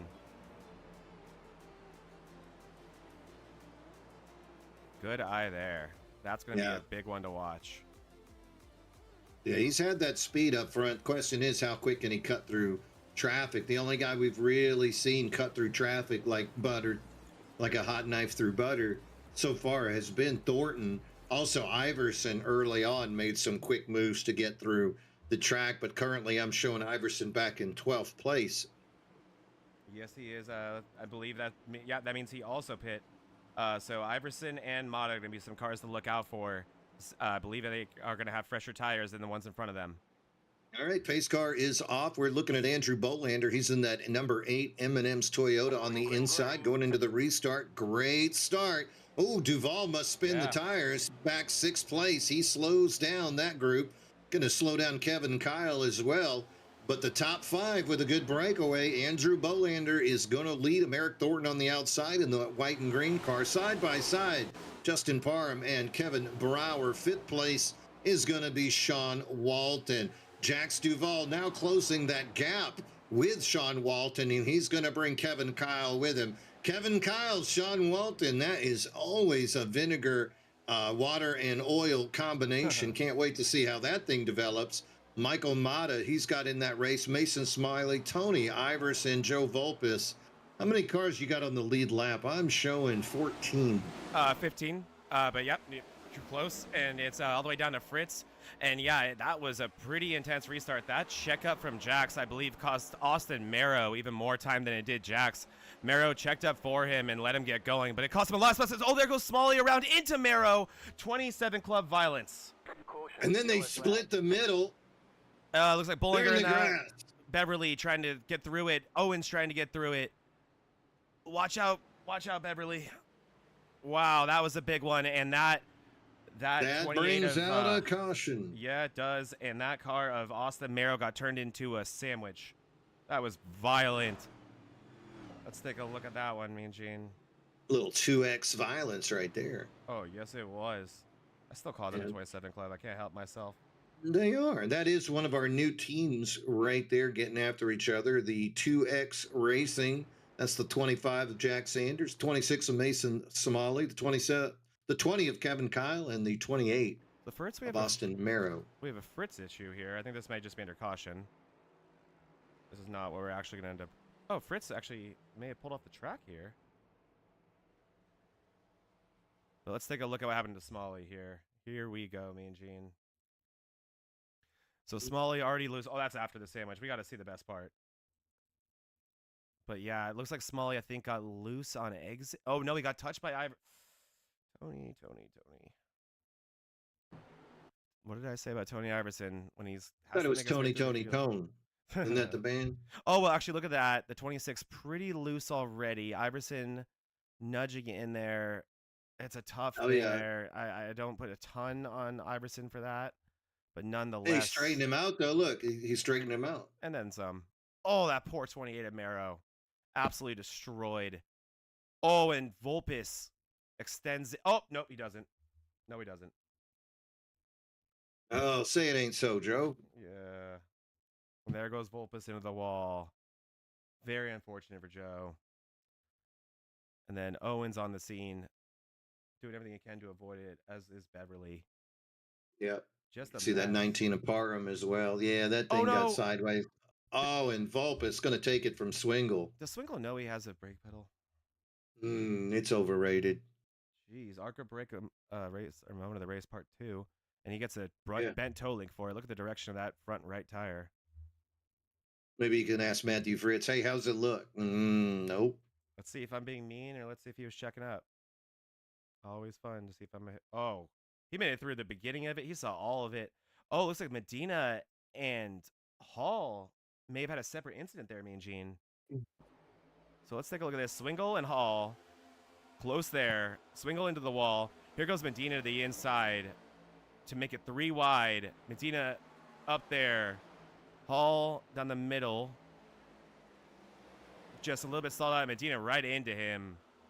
Yeah, it looks like he just lost control of the car, and then Medina kind of sneaks through. And then I think Swingle was so focused on that previous incident that he didn't think there was another one in front of him.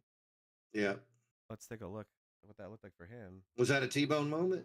I think that may have been. Look at the moment of truth right here. Let's see.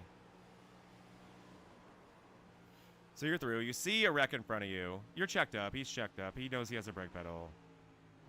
I mean, it wouldn't have hurt to use the brake pedal. That's going to leave a mark. Listen to the engine now. That thing is done. Not worth it, Mean Gene. It's not worth it.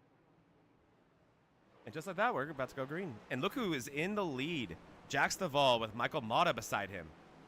The swamp is here. Yes, it is. Thornton elected to get tires, along with Walton getting tires. Bolander, pretty much everyone, just our top 3, didn't get tires, but they're still relatively new. Laps 94 and 98, respectively. So not too big of a delta here, but notable nonetheless. Here we go, Mean Gene.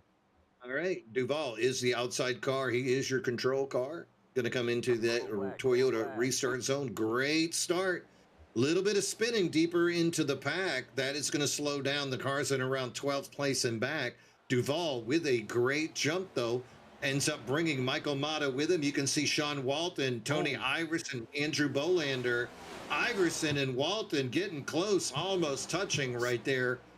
That, again, has just been an interesting, fascinating visual for us to watch. Tires also a part of that hot mess. As we can see, there it is. And there it is, Iverson into Walton. We may stay green here. No, we're not. And now it is a huge wreck. Beverly, Parham, Bobby Dodson. Was that not the worst announcer's jinx you've ever heard? Wow. I knew Iverson and Walton, they were side by side so many times. That was... Walton was just keeping him low, and Iverson has slowly made his way up the track on more than one occasion. Yeah. Walton trying to pinch him down, and that enough was enough. I hate sometimes how cool of a guy Tony Iverson is, because it makes me sad when I'm mean to him. But we're about to be. I mean, you're pinching me. What am I supposed to do? Yes and no, in my opinion. You're pinching me down on the track. Yeah, and Right there. Look right there at the front left. Even before you push go, look how low that 48 is. He's getting pinched right well, there. this is mid He rack. bl- it is mid wreck, but if your car is in that position, you got to come up a little bit to kind of get an angle going into a turn. Yeah, let's take a look here. Let's just, you know what? Let's go straight to the far chase if I can. Oh, just a sec. Here we go. All right. So Here we go. Walton, keep it. Yeah, you can Both see cars keep it in a straight line. Walton's the 23, Iverson's the 13. You can see Thornton on the outside in the white car. There's Kevin Brower in the 9. There's the Jack Daniels car right behind them. And here we go. Iverson has a little bit better entry speed. A lot of I it can better. see the rear, A lot of it better. I see the rear end of Walton. So Iverson definitely has the best control coming in, because look at Thornton losing control at the same speed and even slower. And he hits him in the no-no spot. That's not a squeeze. No, that's not a squeeze. That's called you're slower than me, and I don't want to be side by side with you. Yeah. Oh, and look at Kevin Brower T-boning Walton up top. That's unfortunate. It's really. And here's where it gets tricky. That's Kevin Kyle in the 20 making it through. Fritz straight into the Red Bull car. That's going to take John Beverly into the mess. Look at Bobby Dodson wide open. Case of beer, Garand, Beverly. Yeah, that's the 25 of Jack Sanders. He was in the first wreck today, and now he's in the most recent one. That was an unfortunate one, me and Gene. Yeah, it really was. Iverson a little bit aggressive there. He whacked my boy Walton. Walton is rolling again, so hopefully he'll stay on that lead lap. But that is the kind of wreck that makes you use a fast repair. Not a lot of talk on the radio right now. Nobody's talking. Let's go on board Remember, with Walton and hear how loose he is. Tony Iverson is part of the Axis of Evil. Yeah, don't forget that. It's a new Iverson is a teammate of Owens. I don't know. Yeah, and that's where he got whacked by Kevin Brower, and then it just kind of straightens out the car. So maybe he took it where he's accustomed to. I will say Walton wasn't loose. He was just driving to the corner. He certainly wasn't as fast as Iverson. And it's not Iverson's job to give him any bit of a break, and he certainly didn't.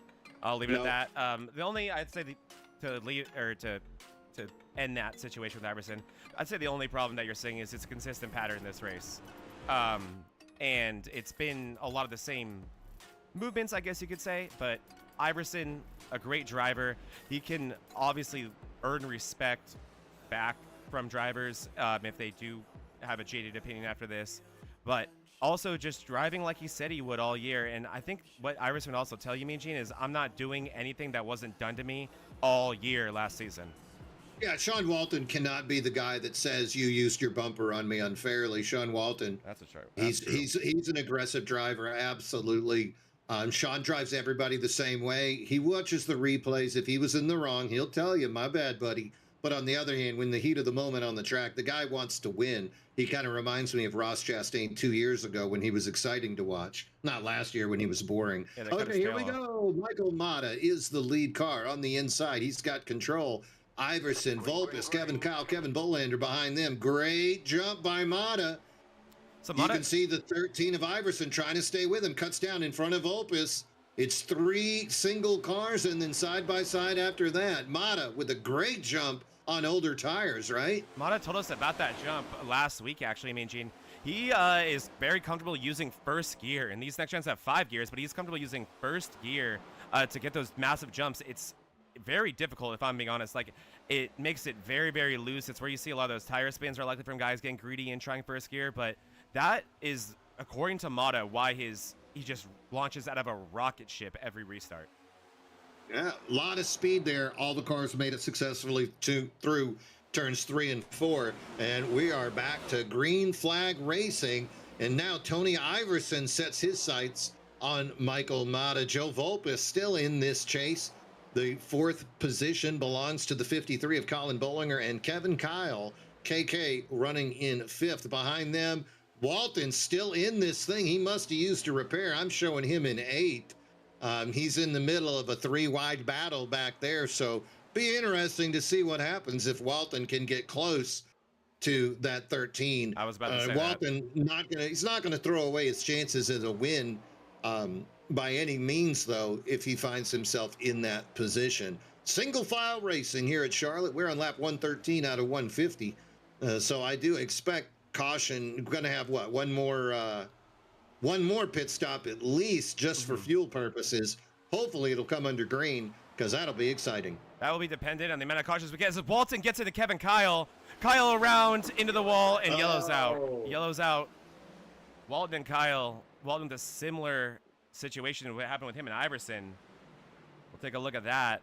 And I was going to say real quick regarding the 13 and Walton, do you know what's the only thing scarier, or I guess worse, than getting yelled at by someone after you wreck them? What's that?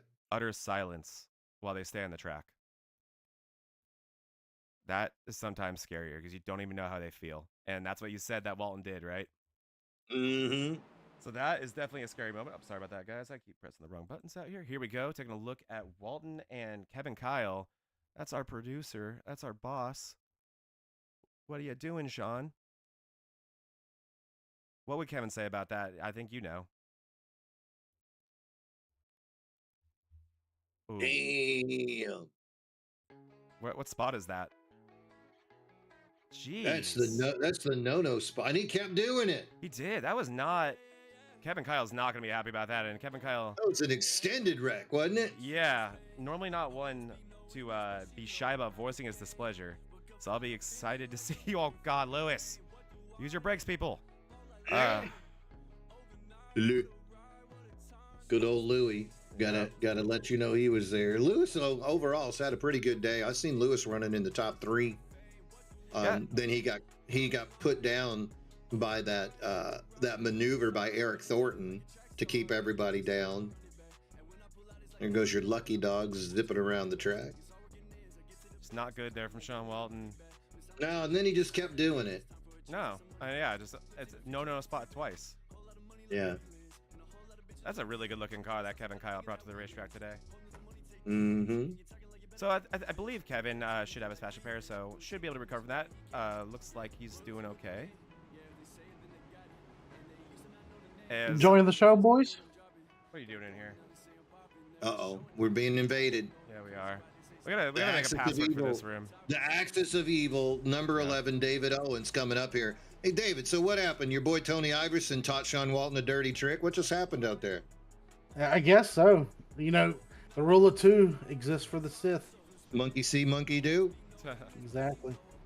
Well, Iverson just made one little touch. It looked like it took Walton an extended job to spin Kevin Kyle around there. Exciting racing so far, 9 cautions. So, David, you had a couple of incidents. At first, your pedals didn't want to work, and then they just wanted to stay wide open. Is that what happened to you? Yeah, they're getting it's hanging open for some reason. I'm not sure why. Something I'm gonna have to diagnose afterwards, but yeah, it's unfortunate. I felt bad for causing that wreck and taking out Bollinger and all them. So that was definitely on me. So well, we'll get the High Side Hustler Garage crew to take a look at and see what's going on. Yep, got to bust out the ball peen hammers, the sawzalls, and a little bit of duct tape and get that thing going. Not a ton of drivers on that lead lap after all of that foolishness. So the race is still open for the guys that are up in the front. You still on the lead lap, though, David. The day's not over. Absolutely, yes, sir. Can you guys make it on fuel, Owens? I believe so. With I all these can. I know I can. Okay. And Yep. your lap, hold on. 117. 117. Yep. Okay. Good to know. Thank you, All sir. right, jump up, bud. We're going to restart. Looks like you're about to hit it.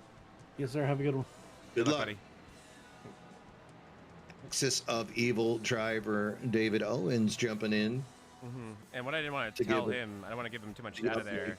If he's thinking like, oh, I now I know I can, as in, kind of sound like, you know, still not full of confidence, right? Like, I think I can make it. No one else up in front of him can make it. Nope. I bet Eric Thornton can. Yeah. Oh, I'm sorry. No. Yeah. No, Duval maybe Duval. He can stretch it. They're 108. It's gonna be close. Yeah, Duval. We saw him do it last year. I think like with his driving ability, yeah, I think you could be able to. But He's here we got go, that Joey. Mean He's got that Joey Logano fuel line. Yes, All right, yes. we're watching Michael Mata, the 16. He is your control car. Tony Iverson on the outside, second. 53 of Bolander in the 07 of Joe Volpus. Look at that first gear jump again. Amazing jump. Looks like the 53 of Bolander, the second car on the inside, didn't get quite the jump because Thornton bumped into him. Volpus and Iverson getting together, forcing Volpus high. Justin Parham, Kevin Kyle lets off, and there is Andrew Bolander in that mess as well. Outside lane, running hard. Almost looks like some drafting. Definitely pack racing, full in effect. Tony Iverson letting off the throttle, trying not to get involved with an incident with Colin Bolander. Right now, though, Michael Mata, he appears to be the car to beat. Lap 119 out of 150, 31 laps. If you believe David Owens, he can make it to the end. These other guys, though, Zach, they might need that gas, and it could be David Owens' day to get that win. He didn't get that win last year. No, he never did. He went winless, which is rare for a driver at David Owens' caliber.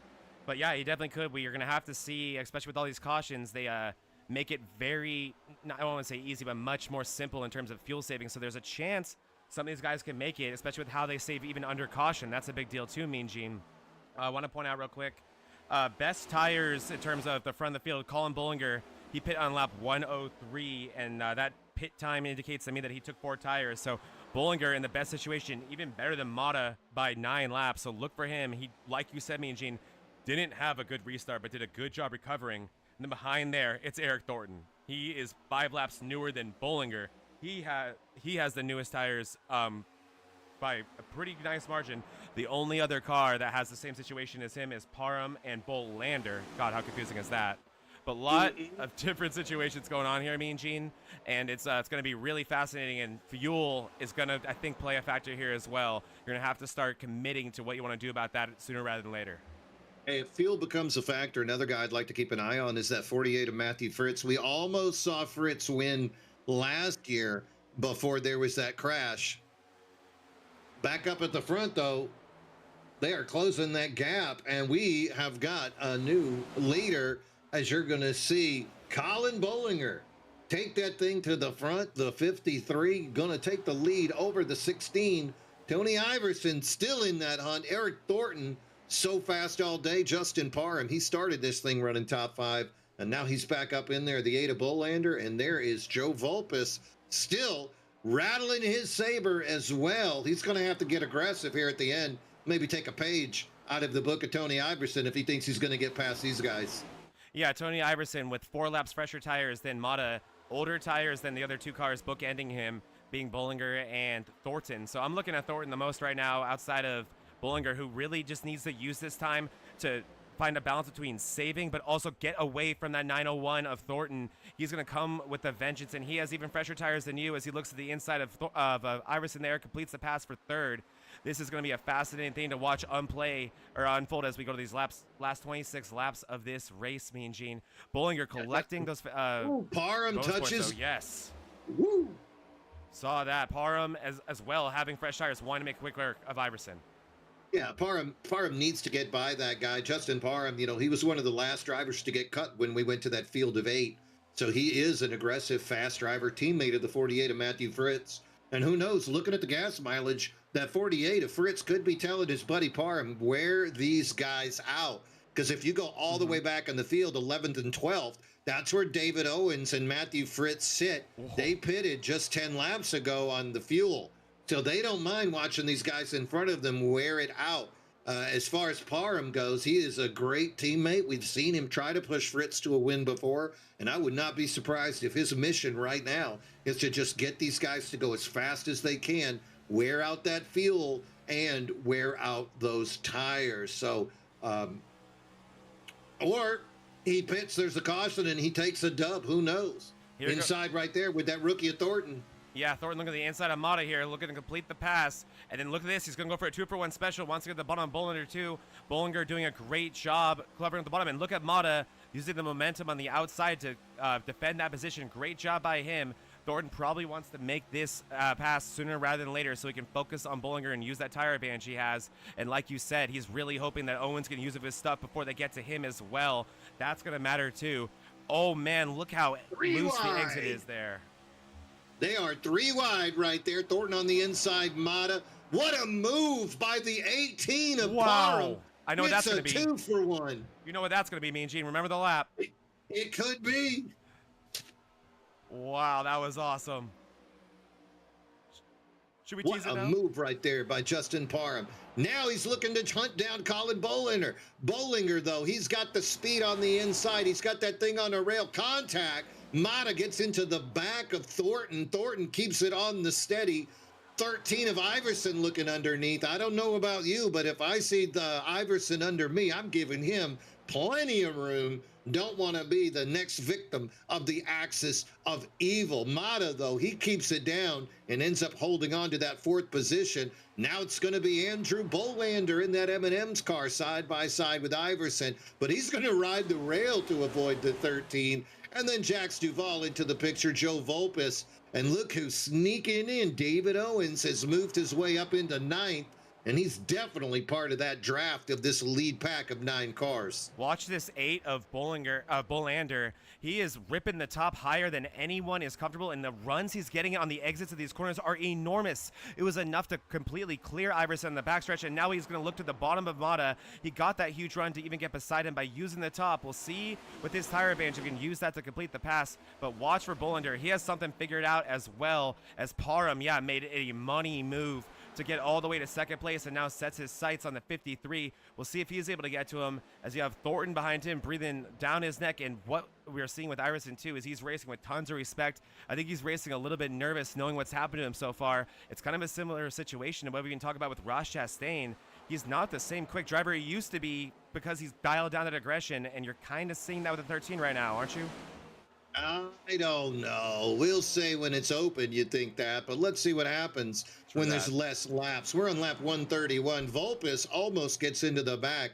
David Owens off the pace a little bit. Tires definitely an issue, as we're definitely going to see a little bit more tire wear. Parham, Thornton, and Bolander, as well as Jax Duvall, 24 laps on those tires, whereas Bollinger 5 more laps. Tony Iverson, he's 10 more laps than those guys. So really got to be impressed with Iverson trying to hold on. Iverson a little bit loose up into Mata, slows down, gets a wacko from Jax Duvall, keeps it on the straight and narrow. But right now, Colin Bollinger, he is trying to pull away from this thing as the pack is trying to hunt him down. That pack being led by Justin Parham. And that move right there by Bolander, though, on that inside, he holds that line. He could be the 2nd place car trying to track down our leader. Mean Gene, we aren't talking about this enough, too. It's becoming impossible to pass on the bottom, and it wasn't that way in the race, but the reason why it's so different now, this race, longer than any other in the schedule besides the championship race, the sun has gone down. The sun was out when this race started. We're racing under the lights completely at night now as Owens taps the wall there.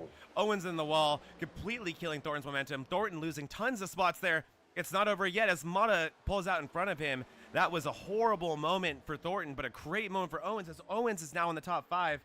But this is a completely different racetrack than we started about an hour and a half ago, Mean Gene. Yeah, that track temperature definitely dropping a little bit, allowing these guys to get more run out of the tires. But right now, the run, Colin Bollinger, the 53 driver, he is 1.5 seconds ahead of this pace. The pack, and this pack continues to battle each other. Move right there. You can see the 8 car finally getting to the lead of this group. Maybe he can get a little help, but he's got 2 of the Axis of Evil right on his tail. That's Iverson and Owens. Those are teammates. Watch this run by Owens. Sorry, that's Parham. Watch this. Oh, he does graze the wall, but watch this run by Owens. He was able to wrap the top. I'm not sure why Bolander chose the bottom there. I think he should really, in my opinion, he should be going a little bit higher. But we'll see what happens here on the exit of the corner. Owens went full send on the bottom to try to complete the pass in the 8. It didn't work out, and it killed him, or it really cost him a ton of momentum. He's trying to rebuild from that right now. He does seem faster than the 8 of Bolander with that tire advantage that he has. Wants to make quick work and start working on that 1.5 second deficit that they're going to have to the 53 of Bolander. That's only going to get worse the more these guys battle. Yeah, it's a 1.6 second now after those two side by side.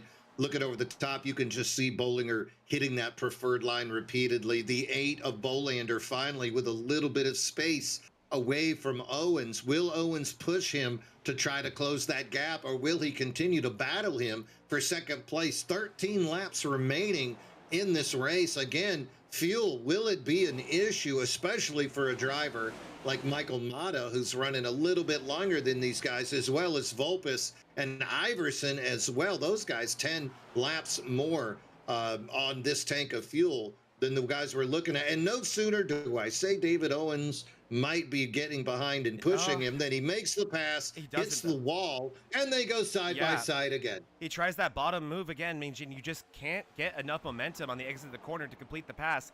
I like what David's doing. He's doing it a lot different than everyone else. A lot of people are trying to wrap the bottom, and you just can't exit with anything there. David is doing a full-on slide job. He's sending it in super deep, drifting up. He's drifting up too much and grazing the wall, but it's been the best way to complete the pass and give yourself enough of a gap to have a chance to keep that lead.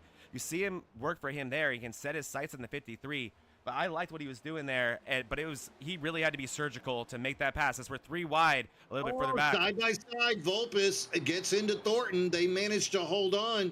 Sean Walton in that group, Kevin Brower in that group, Tony Iverson. This is a mad pack of drivers right now.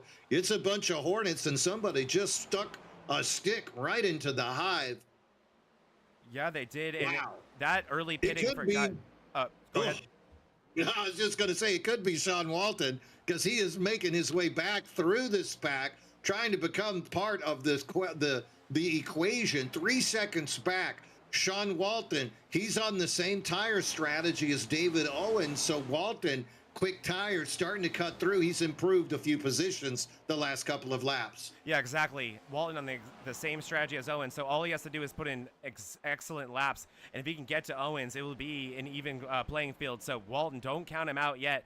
Man, it really has not worked out for guys like Mata, Iverson, and Thornton. They're on the oldest tires in this group on these lead lap cars, and they are going to probably end up towards the back of these lead lap group. I think it's all the way back to 16th. It just is not giving them a chance against these fresh tires. This deep in the run is proving to be just too much. If they do get a caution, even with 10 to go, though, I do think they may have a set that the leaders don't, but that requires a caution, and the field is getting more and more spread out. Yeah, as they spread out, the chances of that caution are going to dwindle, and any driver thinking about causing a spin is in the battle, so probably not going to see that maneuver pulled off.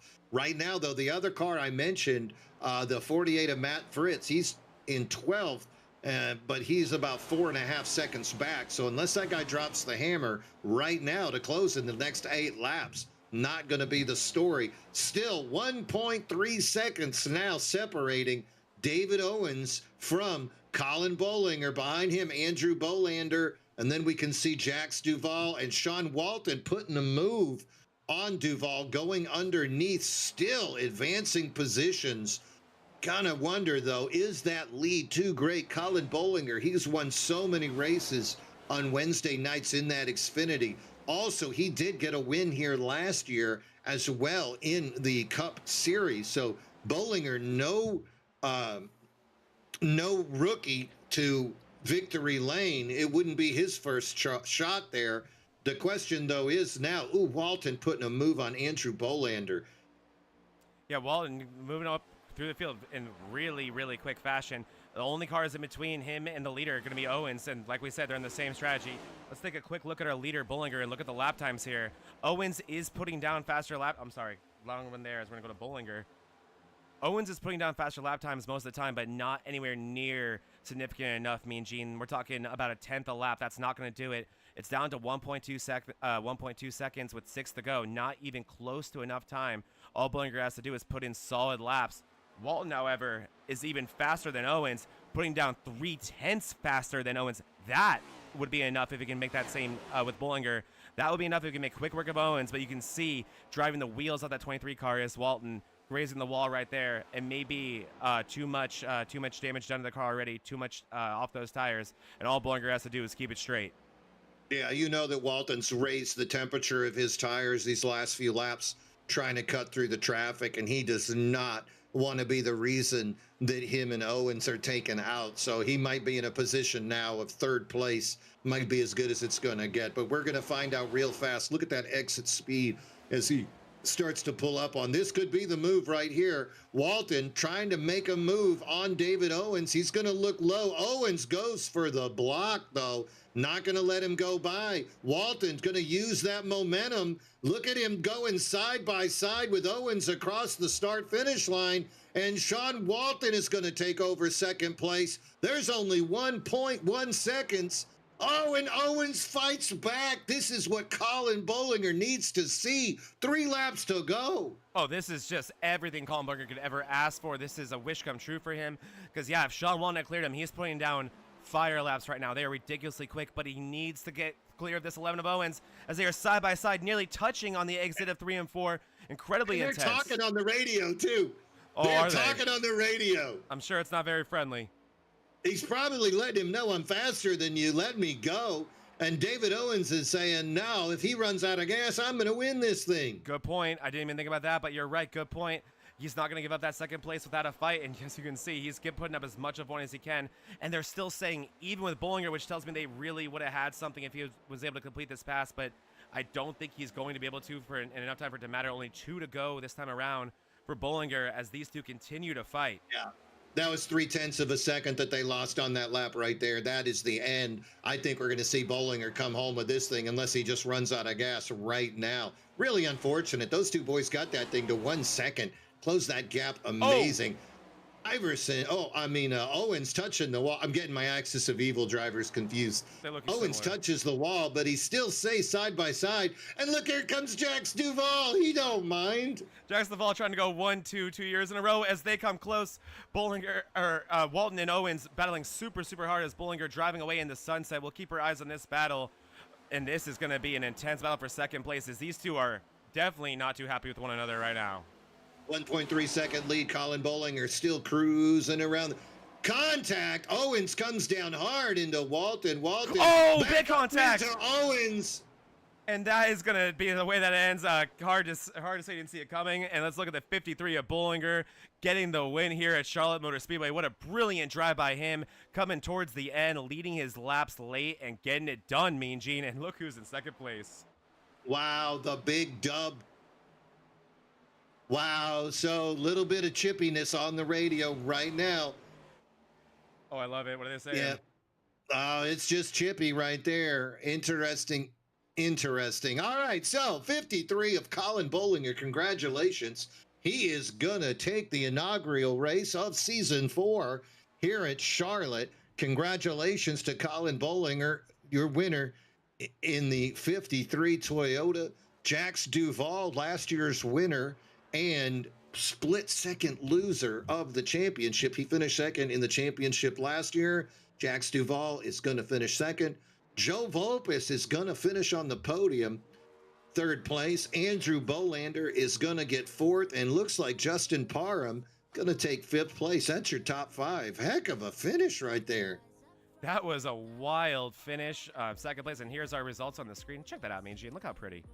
But yes, Colin Bollinger with the win. Jax Duvall, he has something figured out about this track, whether it be fuel or just raw speed, second place.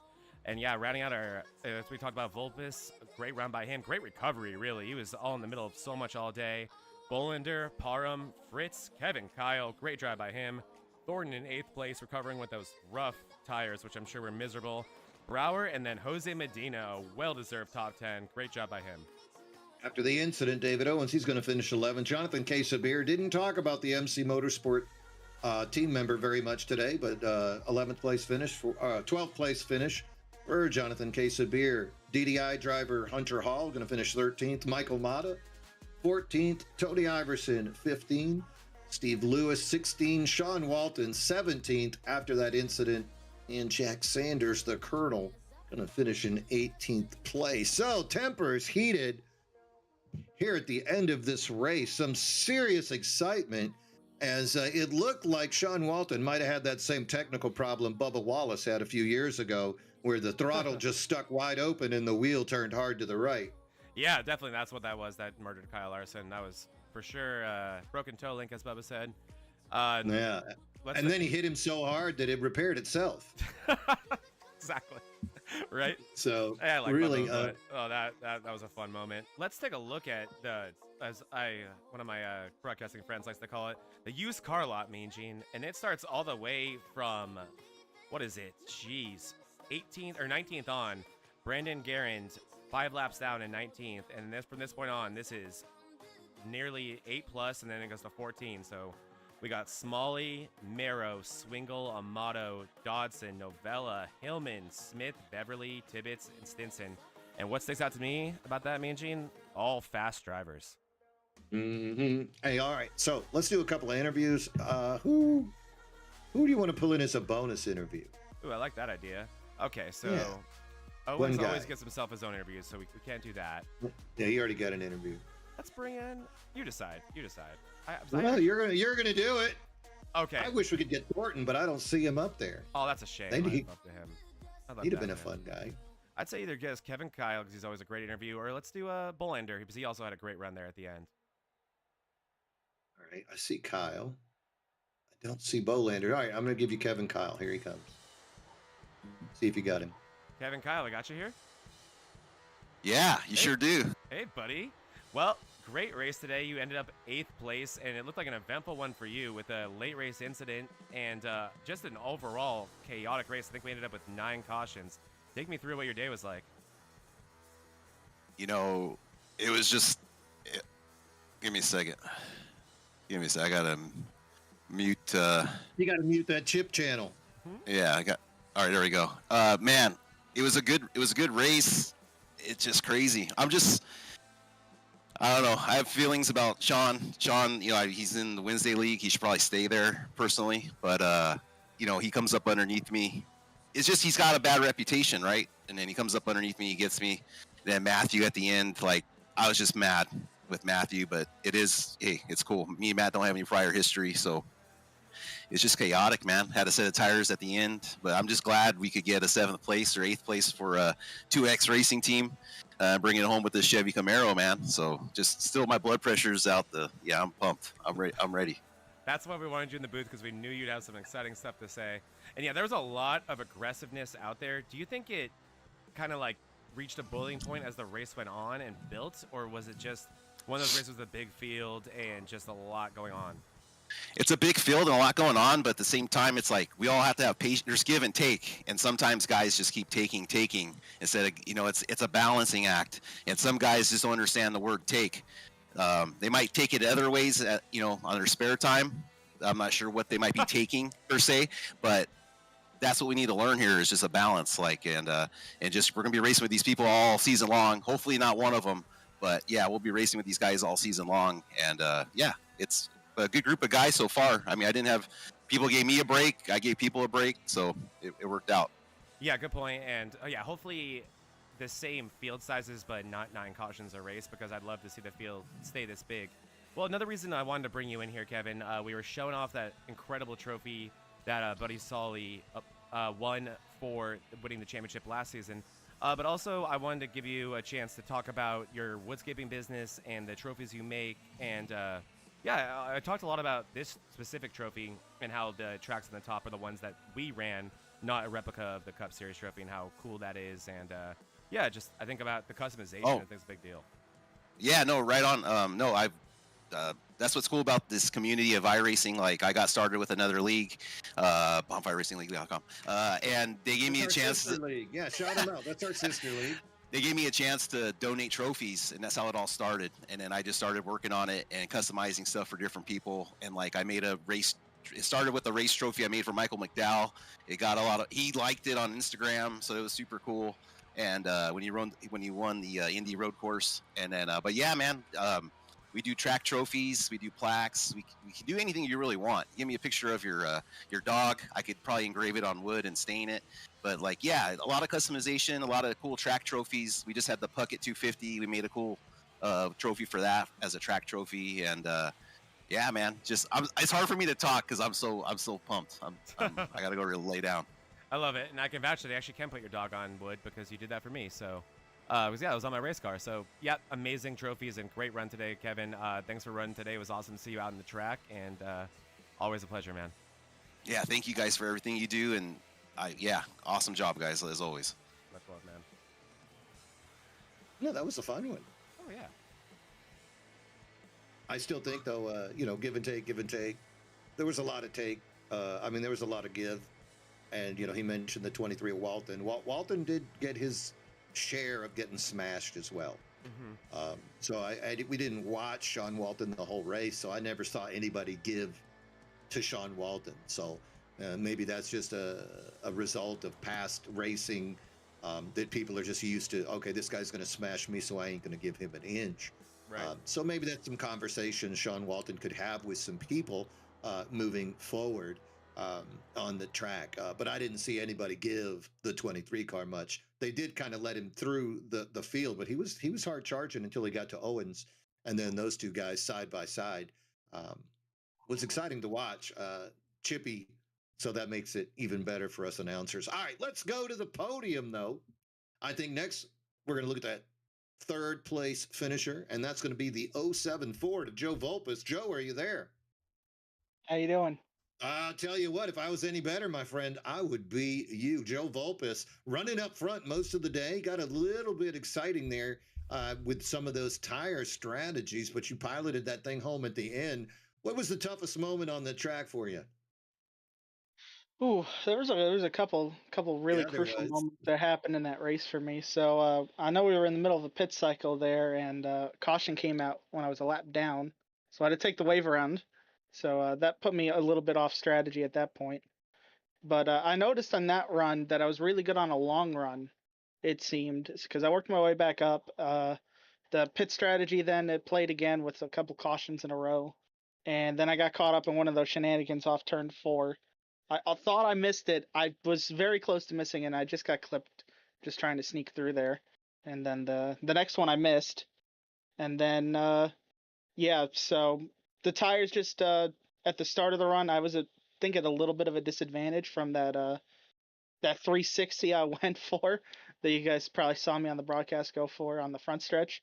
Oh, yeah. So the short run was really bad. I think I dropped out of the top 10, and then the long run was just incredible, and I just ran out of time to make up spots. That last lap, unfortunate incident, I guess you can say there, whatever you want to call it, helped me get a top It was a 5, Kyle and Larson, Bubba Wallace situation. I think. I think there was a so mechanical error. so yeah, it seemed like there was some toe links broken or something over there, and that helped me go from 6th to 3rd. So, I mean, I didn't think I was gonna. I thought maybe I was gonna get Bolander for a top 5, and then that happened. I'm like, all right, here we go. Let's see how many I can get out of it. Mm-hmm. Well, I think we're all excited, though, to see you back on the podium, regardless of how it happened. Some days it's your week, some days it's not. And today's incidents did let you get back up into that top 3. Strong podium finish for you, Joe. I got to ask, though, that one, the accident was over, and then you got whacked at the very end. Did that turn into a fast repair situation for you? So when I was trying to sneak through there, I think it was the 26 got run over. I want to say, I can't remember which one it was. I think the 26 got run over into his teammate, and I tried to like thread the needle between them, and I miscalculated a little. And the original contact that was made that sent me into the outside wall. That was the contact that broke the car. To be honest, the contact that happened after that, what I don't know what happened to cause that, but that was just pretty much insult to injury to the car at that point. Yeah, definitely a hard I hit. already had to use my fast repair at that point, so it just Oh, so yeah, the first hit I think knocked the toe out. The second hit really didn't change what was going to happen. thankfully so. That was definitely a tense moment for the 07 Ford. Joe, wrapping it up here, anybody want to give a shout out to? Well, I want to give a shout out to you guys. I know me and you, we've done some good broadcasting work in the past, and I'm so glad that you and Zach do a lot of broadcasting work together now, and with Kevin Kyle and just everything across BRL and MRL. It's really awesome to have all these broadcasts. And shout out to Buddy as well for all the great work he's put in to all this as well for us. Yeah, Buddy Sully, big part of the league, in front of the microphone as well as behind the microphone and behind the wheel. Guy won the season last year responsible for getting the SDK in here for us and helping out with so much of the production stuff. But he's still suffering from that shoulder injury. Hope you heal up fast and it doesn't take surgery. And if it does, I hope that rehab goes well, buddy. All right, Joe, great run today. I know you wish it would have been a little bit further up, but man, top 3, you got to be happy to start it out like that. But thank you so much. Have you a great evening, man. You earned it. Thanks, guys. Love the broadcast from you guys as always. Yeah. Now, he must not have heard when I was saying that crazy stuff, huh, Zach? All right, Nobody Zach. hears you crazy. I think you got Jax next, yeah? Your mother. He's on my penis. Dot dot. Zach, are you still with me, buddy? All right. I don't hear Zach. He might be talking to somebody else. So I'm going to go ahead and pull in the driver of the 84, Jax Duval, second place. I'm Jax, sorry are about you got there? me now, me and Gene. Sorry about that. There, he's back. Yeah, I'm back. We got you, Jax. Yeah, I'm here. All right, cool. Yeah, the mute button on this stupid microphone is way too easy to press. Jax, there's something about this track, man. Great drive today. The defending winner here last year off some pit strategy, but still have to have speed to do that. And then today, a straight up second place. How was your day today?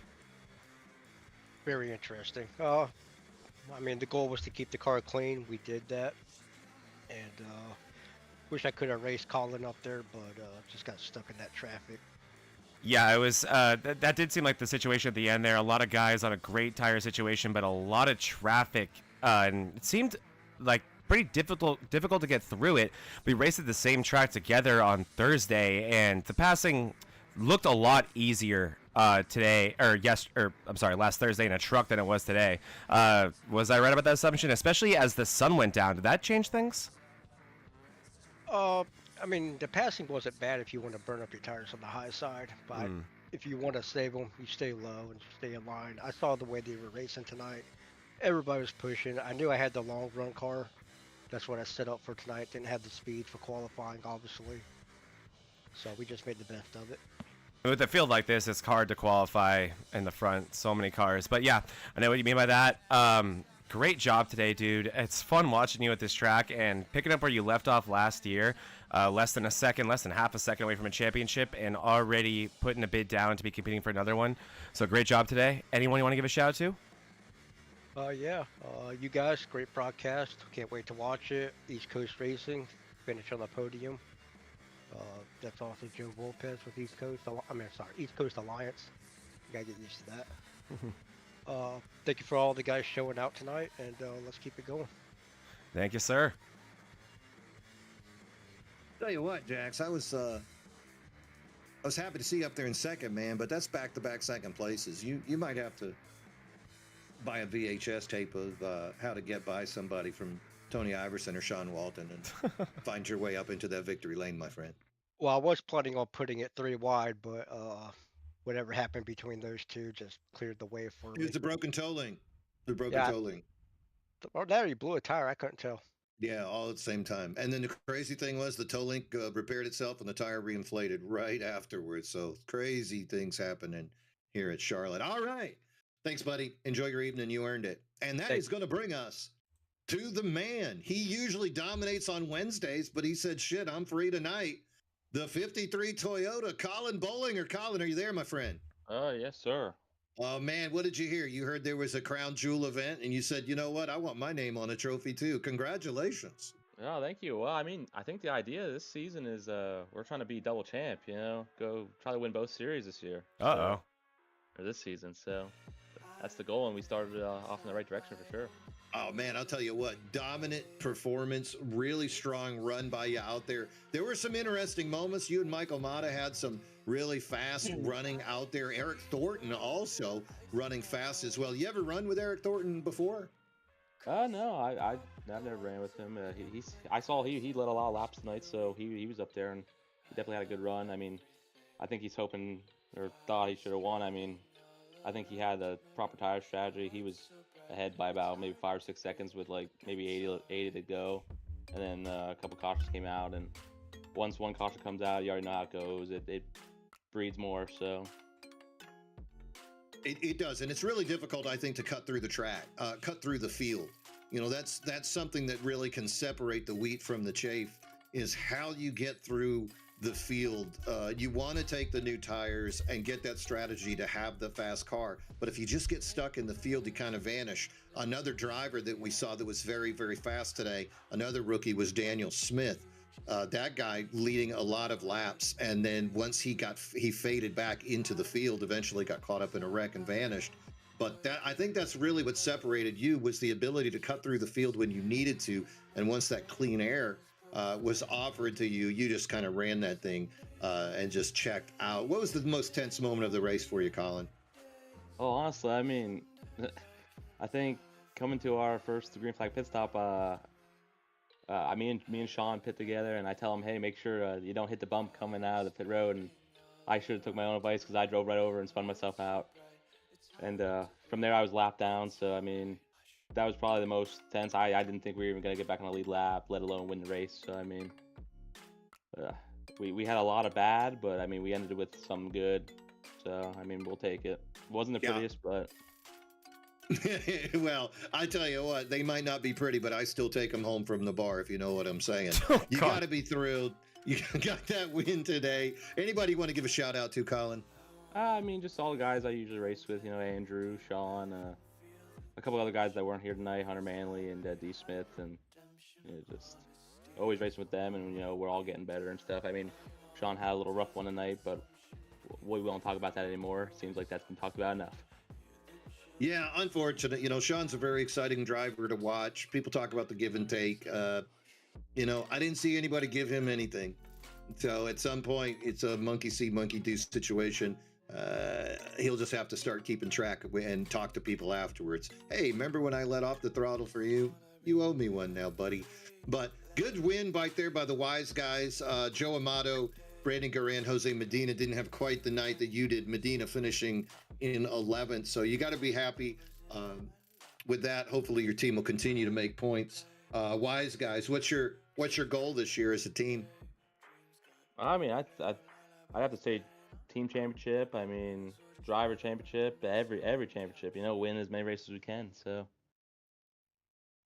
Well, I think you're off to a heck of a start. You're just going to have to help the rest of your buddies try to keep that thing on the straight and narrow and avoid some of it. Big field, 30 drivers, very exciting to watch. Hopefully we'll continue to see those fields.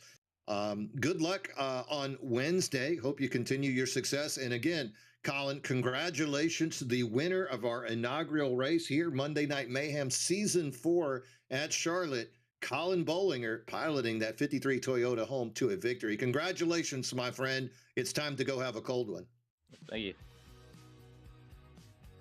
What a day, Zach. These guys, they put on a show for us. A few more cautions than we would have liked to have seen. But sometimes that's the way the cookie crumbles. Yeah, absolutely. Still a great race nonetheless. A lot of fun to watch. A lot of new faces, not to MRL necessarily, but to the Cup Series. Really exciting to hear that Bollinger is going to be here all year looking for a championship. That is going to make this whole year a whole lot more interesting. Yeah, he's a fast guy that you can add right into that equation. Other fast guys that we can just look down that list that we expected to be up in the front. Tony Iverson, 16th. That's a kind of a tough bullet for him to swallow. The other top four guys from last year, Buddy Sully, of course, not running because of the shoulder. Jax Duvall finishing second. That's a good finish for him. Who am I missing? And Owens, David Owens, finishing in 12th. But again, Owens the victim of a toe link flat tire by Sean Walton. So yeah, those things are going to have to be figured out down the road. Really thought Walton had something there. He cut through traffic pretty hard, and he just couldn't make his way around that 11. And then those two guys getting caught up with each other. Yeah, just a matter of making quick work of the 11 there, and wasn't able to do it, and then paid the price for it in the end. But I do have a surprise for you, Mean Gene. You watching the screen? I'm watching the screen. I still have your money moment. Don't you worry. Because you were right about that moment that we saw. But first, guys, check this out. Oh, money, money, money, money. And take me through it, Mean Gene, because I think you may remember this one. Justin Parham. Oh, it's got to be Justin Parham. You can see two wide and charging in ahead of him. Mata all of a sudden Mata going to get side by side up there with Thornton, and then you can just see outside he's got the testicular fortitude to bury the hammer. He goes by Mata, he goes by Thornton, leaves Tony Iverson in the dirt, and watch him just bring that thing right back down all the way to the apron. Ends up eating up 4 cars on that lap, 2 cars just on that pass. That's Justin Parham, that number 18 car, making a heck of a run right there. And that is going to be the money moment of the night. Justin Parham, really strong run by Justin, as well as he was going to finish 5th. He would have been my bonus interview just to get that highlight. I'm glad you put that in there. Yeah, Justin did a fantastic job, and he probably should have been. I mean, like we talked about it a lot today, he was one of those guys that we really thought we'd see in the round of 8, just barely missed it last year. I would not be surprised to see him in the round of 4 this year, looking really strong to start the season, and that was the exact type of run that he needed. Yeah, he needed to run aggressive, and that's what we saw out of him, was really sticking his nose in there, but in clean spots. He didn't make any contact. His teammate, Venom Racing, Matthew Fritz, ends up coming home in 7th place, and then the third teammate, Jay Stinson, caught up in the 2 early wrecks, and he ended up finishing in 30th. So overall, though, those top 2 guys for Venom really look good, and I think Parham will be a guy that we're going to have to keep an eye on for the rest of the season. You got any final thoughts coming away from this thing, Zach? Oh man, I mean, it just did not disappoint at all, did it, Mean Gene? It's so exciting to, more than anything for me, was to see the growth of the league today. Such a big field. I think that probably would have been our biggest field last year by a pretty nice margin. I think it was 30 cars today, and all of them brought their A game. So much good racing. The 9 cautions is definitely a product of a lot of drivers unfamiliar with one another, still learning how to race each other, and we'll see how that field stays consistent as the race goes on. As the season goes on. But one thing that's for sure is that there is no shortage of really, really quick drivers and contenders to win this championship and to win any given Monday night. We saw today with Bollinger, a guy who's going to be here, according to him, week in and week out. I think Sean Walton will also be too. So we're going to have a lot of drama, a lot to watch this year, and a lot of guys capable of winning. It's going to be a really, really good year. As if last year could have gotten any more entertaining. I think we're in for even more this year, me and Gene. Yeah, I agree with you there. We're going to see some amazing stuff from these guys as the season progresses. And speaking of amazing stuff, how about next week as we're going to take this thing to the iRacing Super Speedway? Yeah, that's going to be an insane track. We talked a little bit about that before this. You not familiar with that track, and that gets me so excited, Mean Gene. You have no idea what you're in for. That track is a circus, and the way I described it was it's like a 14-year-old got to design a track on iRacing. Is essentially what it is. These guys are going to be going so unrealistically fast, and the wrecks are incomprehensibly violent. It's going to be a comically fun time, and if we can do a 30+ car field again, I'm so excited I can't put into words. Yeah, definitely. I'm going to have to bust out $14.95. Never been on that track myself, but I'm looking forward to it. One thing I don't think we're going to see, though, is the crazy accordion effect that we saw coming out of these turns, and I think that's what caused a lot of those wrecks, because as soon as you check up, here comes 8 cars directly behind you. And on the restarts also, we had those 9 cautions. So that means all those restarts, if somebody spins tires, then it just backs up the field. And we saw a lot of that action today as well. So moving forward, got to be thinking we're going to see less cautions and more experience from these drivers as they grow accustomed to racing around each other, especially in that larger field. That's a great number. And I'd like to see that kind of number continue. Yeah, that would be super, super exciting. And I think we're going to see some accordion effects, but I think more give and take at a track like iRacing Super Speedway. Every incident you're in there will essentially be a faster pair with the speeds they'll be going. So if the field does stay this size, they're going to have to figure it out. They're not going to have another choice but to figure it out. And that's going to be a good place to put them through the fire and kind of force them to. So I'm really excited to see that. I'm hoping for a field the same size because it's just going to add to the entertainment value. And yeah, it's going to be absolutely crazy, Mean Gene. I can't wait for it, and it's definitely one of those tracks where anybody can win from first to wherever last place ends up being. They can win that race. You're gonna be able to put an umbrella over the entire field there, so it's gonna be a great time. I'm super excited for it. Cannot wait for my first time at the iRacing Super Speedway, and that's going to be next Monday, and it'll be our second race of our 10-race regular season for Monday Night Mayhem, the MRL Cup Series. So Colin Bollinger, he is your winner. He punches his ticket into the playoffs. He will be one of the 12 drivers battling to see if he can crown himself Season 4 champion. So that is going to wrap things up from Charlotte. On behalf of myself, Mean Gene Money, Zach Panzarella, Kevin Kyle, John Beverly, all the boys in the production truck team, want to thank our sponsors for their assistance here today, making this race possible. I am going to wrap it up from Charlotte, and we look forward to seeing you next weekend, or next week, at the iRacing Super Speedway. And as always, ladies and gentlemen, bottoms up and hammer down.